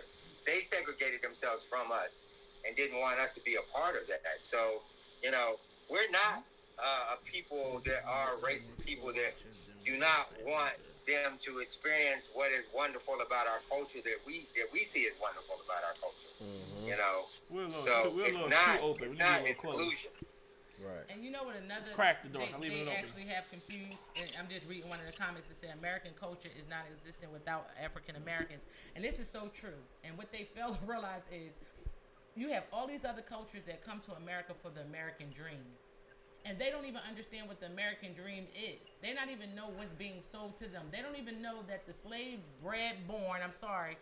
children, the descendants of the slaves that were born here, the indigenous ones and the ones that came over from Africa, is the American dream. They come over to capitalize off of our ignorance. This is the only reason why we have the stores that we have in the communities that we have. The Asian stores, Puerto Rican stores, the Arab stores. They come to capitalize off of the ignorance. It's not near another thriving community but our own. We are the American dream that they sell to them. Go try to set up shop in the Asian community and see what happens. Go try to set up shop in the Indian community and see what happens. It's not happening. You're not. But they come and they set up shop in our community all day long. And that's why I said that we too open. Show you what type of people we are. We too open. With not including inclusive. We too inclusive. Like let me tell you what kind of people we are. What? Go ahead. The type of people we are. It's not that we letting them do anything. The problem is we don't own the buildings in our community. No, but that's not true. So we don't we can't stop whoever's owning them from renting it to them. No, yes, you that's can. why ownership is everything. By not shopping there, you can. I mean, you can petition it out of the neighborhood before you they can, open up anything in the community. They have to ask permission to open it up. But not only that, you can do by not shopping there. If I'm a white person and I own all your buildings, right? I own all of you're my tenants. Right. You can start petitioning all you want. You know what I'm gonna do? Okay, you stopping my money? I'm gonna knock all this shit down and I'm gonna let them make it into a strip mall. I have that type of control. Well, in some communities, you can't go over to that side of town. You can't go into certain towns and do that because they have because they own those buildings. No, even outside of owning the buildings. Even outside of owning the buildings. They're not going to let a black person go over to a white side of town and buy up a bunch of real estate on the white side of town. Exactly. I'm agreeing with you. My point is, what I mean by that is that they're tied into the community. So we should be doing the same thing, though. Right, exactly. Right, exactly. I feel like instead of going and moving into their buildings and paying them rent, go somewhere and build our own where we are in control. Exactly. We control the narrative at this point. Go somewhere. A lot of us leave the hood instead of going back and putting into it, and I get it because, like I said, we talked about that survival mode. It's a survival mode, though. But and I get it. I truly do get it. So we just gotta move in action. That's all. Because you 100% right. We have to own the building. When that white real estate guy comes over to the black side of town and decides that he wants to buy up a bunch of property over there, most of the time we're going to end up selling to them. We're not in the space of like, no, we want to keep our neighborhood the way it is. We only want to sell to black. We end up selling to Africa and Haiti too. Right, exactly. They already stole Jamaica. Sam just said they tried to steal Africa, but and Haiti too. They already stole Jamaica. The problem is we sell out too much. And this is the reason they offer you a big number for your house and you ready to go. And you ready to go. There's no sense of when you've been oppressed and impoverished, that you might as well give up. Yeah. Exactly. Yeah. Man. All that mentality has to change in order to move forward. And I think to this be is honest, the right time to do it. All of the people that's in this generation, a couple generations before, none of us really experienced slavery firsthand.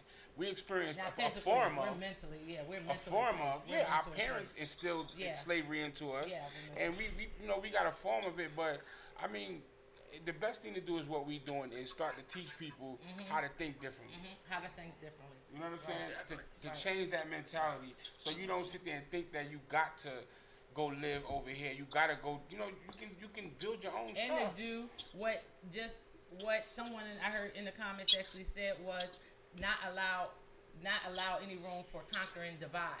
You know what I mean? And go back to what we was talking about with that analogy of that fist. I think you jumped off at that time, Fanatic, when I was talking about the Barge mother told them, to be like a fist. And, how she explained how loose fingers can easily be divided. But when you joint together like a fist, you know what I mean? No one can break you. And that's what I was trying to explain, that we have to mimic, because this is our symbol for Black Power as well. We have to unite in this form and not care and not even let somebody, the first time somebody comes tell you something about somebody else, you quick to believe it. You know what I mean? We have an agenda and we set out on a mission. Somebody shouldn't be able to come and put a bug in your ear to create some division amongst your group of people that's going in a direction, and you quickly believe it. You know what I mean? We got to learn to stand on solid ground. Shout out my guy King Brooks 718. He said he feel like black people are too open and acceptable to other people, and I agree. I think Muhammad Ali said it best, and he was on that talk show. If I got 1,000 snakes coming towards me and one snake is good, I'm supposed to hope that one snake stop all them snakes? No, I'm gonna close the damn door on all them goddamn snakes. And I'm agreeing with freaking Muhammad Ali. Shout out to the GOAT. That's my guy. I'm agreeing with Muhammad Ali. I'm gonna shut the door on all y'all damn snakes. And once them 999 leaving that one good one there, I'll let you come in real quick. I'll crack the door open for you. We gotta crack the door. We can't keep letting everybody come in, cause look where they coming in, taking from us and leaving. They're coming in, gaining, and then leaving inappropriate and gaining off of our swag, off of our knowledge, off of our essence. We have to close this door a little bit and crack it. Start being. Listen, we are choosy as hell with ourselves, but nobody else. We are choosy as hell with each other, but not other people. Like, start being choosy. Start being suspect. It's in our blood to be warm. Like, we need somebody help, bro. You scamming, bro. You scamming. You trying to get me? You need to be with other people as well. We've been in survival mode for too long. When something appears too good to be true, we really. But why are we surviving against each other when we ain't had the power to hurt each other? That goes with understanding the history.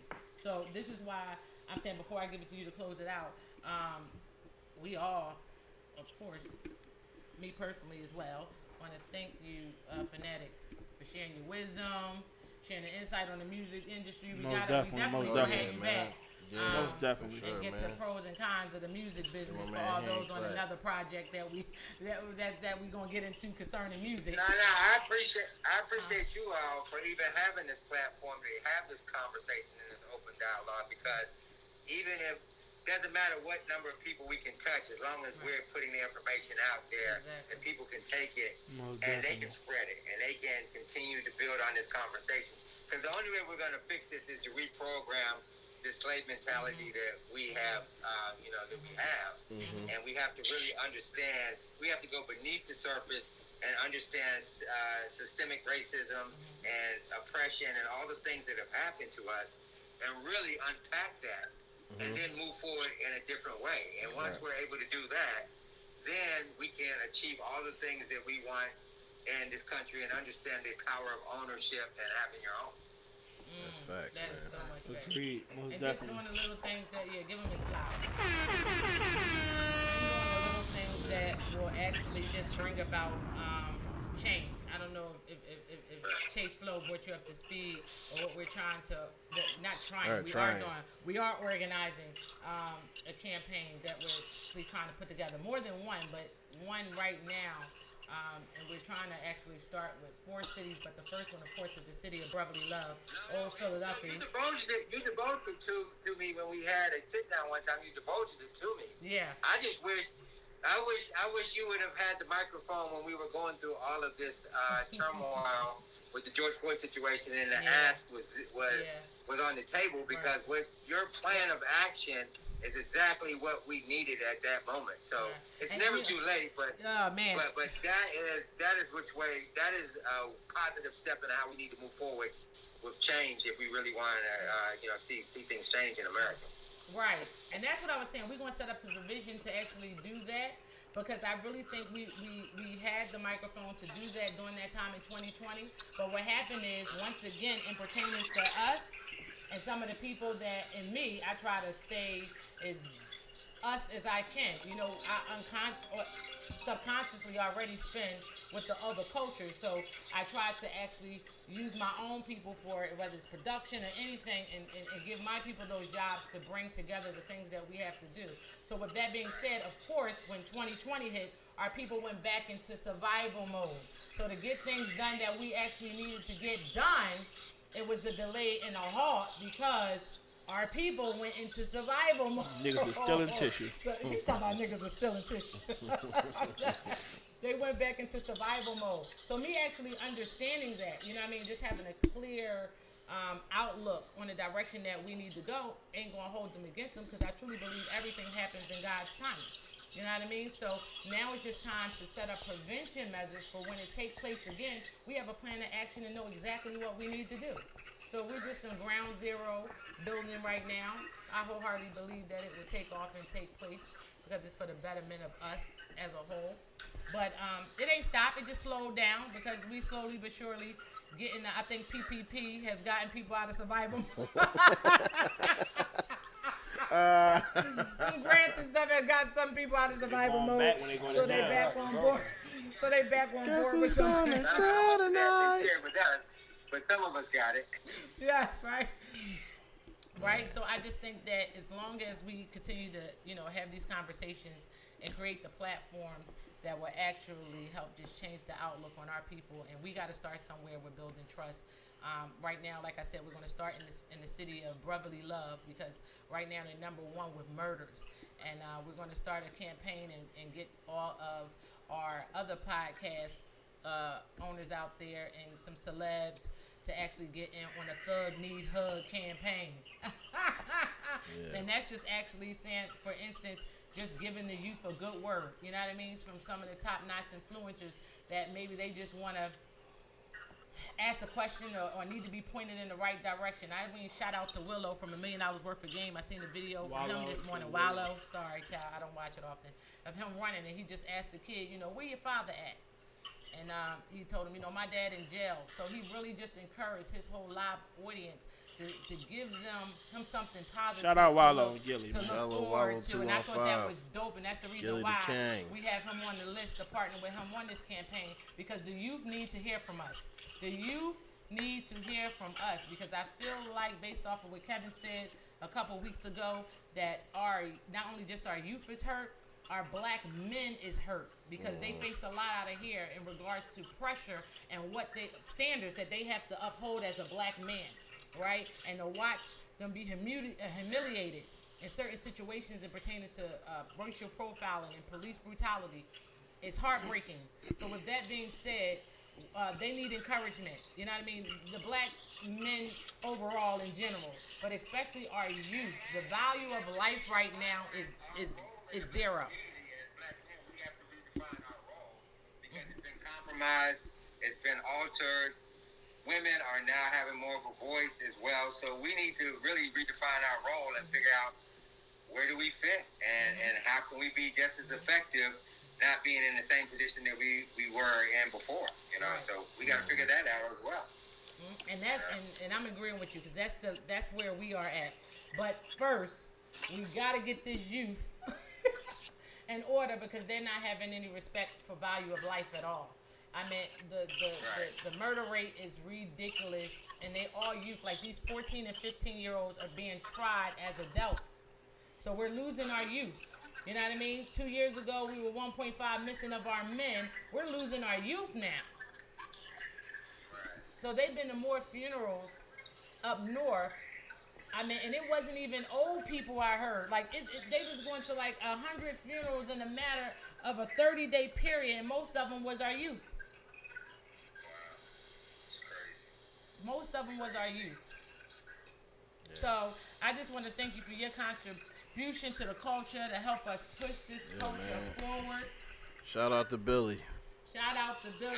Right, yeah, so let's give him a hand clap. We want to have Billy Lennox come back. We got to have Billy Lennox come back because I really want to know.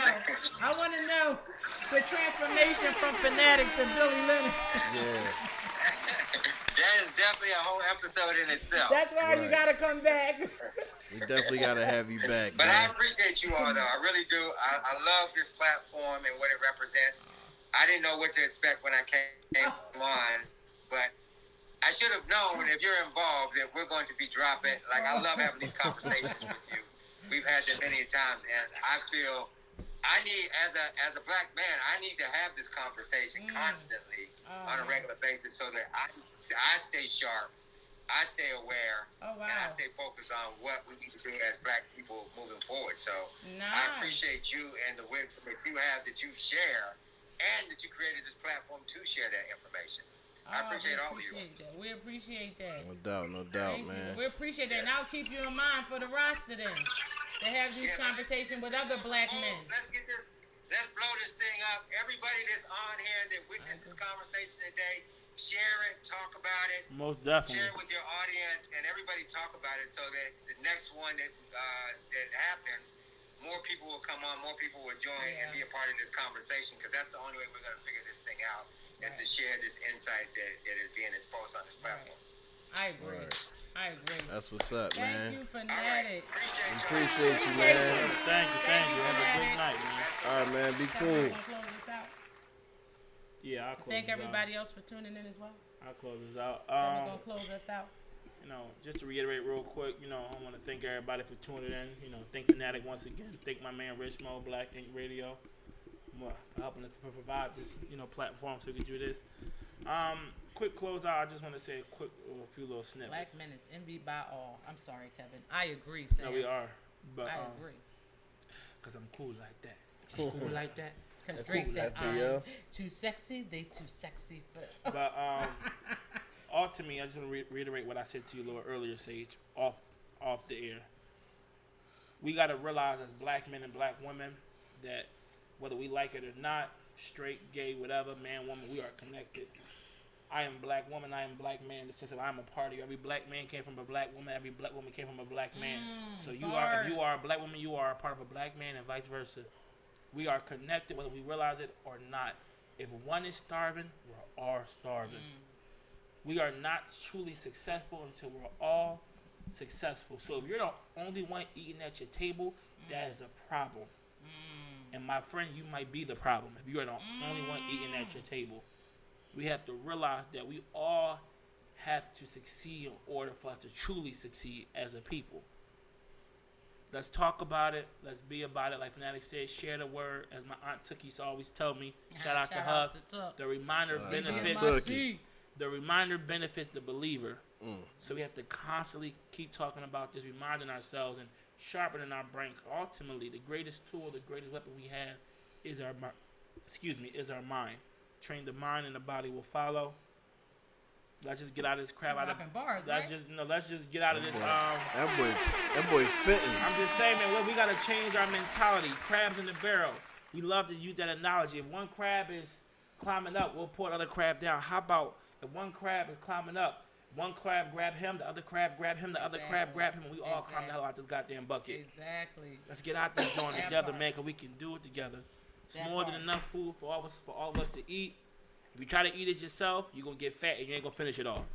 Nobody wants to be fat. And we got to solidify a plan. It's just in action, and we just got to be careful how we put it in action, because we know that true liberation always, it desires sacrifice and commitment. But we also know as soon as somebody put out something that will actually free us, they end up murked. We know they kill our leaders. So at this particular time, we have to make sure that we're being impactful and creating a solution that will actually free us. We have to unite accordingly. We have to put the information out there accordingly and make sure everybody have the information. So then one person die, the plan still goes on. That we all die. What happened is when their crew died, everything went out the window. We're not setting it up this way this time. We have to. Everybody got to get the information. Everybody going to have the plan so that we can keep this thing going. My man Keep It a Dollar said, "One band, one sound" by Dr. Lee. I want to leave y'all with one of my favorite quotes. And my man Keep It a Dollar just reminded me of it by quoting Dr. Lee from my man Bruce Lee, the wise Asian brother. Love Bruce Lee. That's my God, man. I love him to death. To all people out there, man, be like water. Don't be like soda. When you shake up soda, it explodes. When you shake up water, that shit's still smooth and calm. He did not say be like soda. He said don't be. Be like water. Don't let nothing rattle you, shake you up. Always remain calm in your essence, because you know who you are. When you know who you are, you will never let somebody tell you something different. Never that's lost. not why he said be like water? That's where I took it from. Oh, okay. That was Kevin's analogy. It's not why he said be like water. Why do you think he said that? Because water can be shooken up. Because I'm a tsunami. I'm talking about a bottle of water. I'm a tsunami. Water turns on that note, when you shake it up. On that note, we getting the hell out of here. We getting out of here. But listen, please, again, we appreciate y'all rocking with us. We definitely, this is Let's Talk About It Overtime. And, like, if y'all have anything that y'all want to share with us throughout the week, please hit us on the DMs, follow the page. Let's Talk About It, Black Ink. Shout out to my guy, Rich Mo, on the boards right here. Black Ink Radio. And y'all can hit us up individually, too. We got Sage. She's a part of the cast Sage World 1. We got Sage World 1. We got International. Chase Flow International. I'm Kevin versus Floyd. My mind is my only adversary. Yeah, so please follow us and stay connected. Stay tuned next week. Get the solutions together. God bless. Everybody have a wonderful evening. We out. You are now tuned in to Black Ink Radio. Turn up the hottest station in the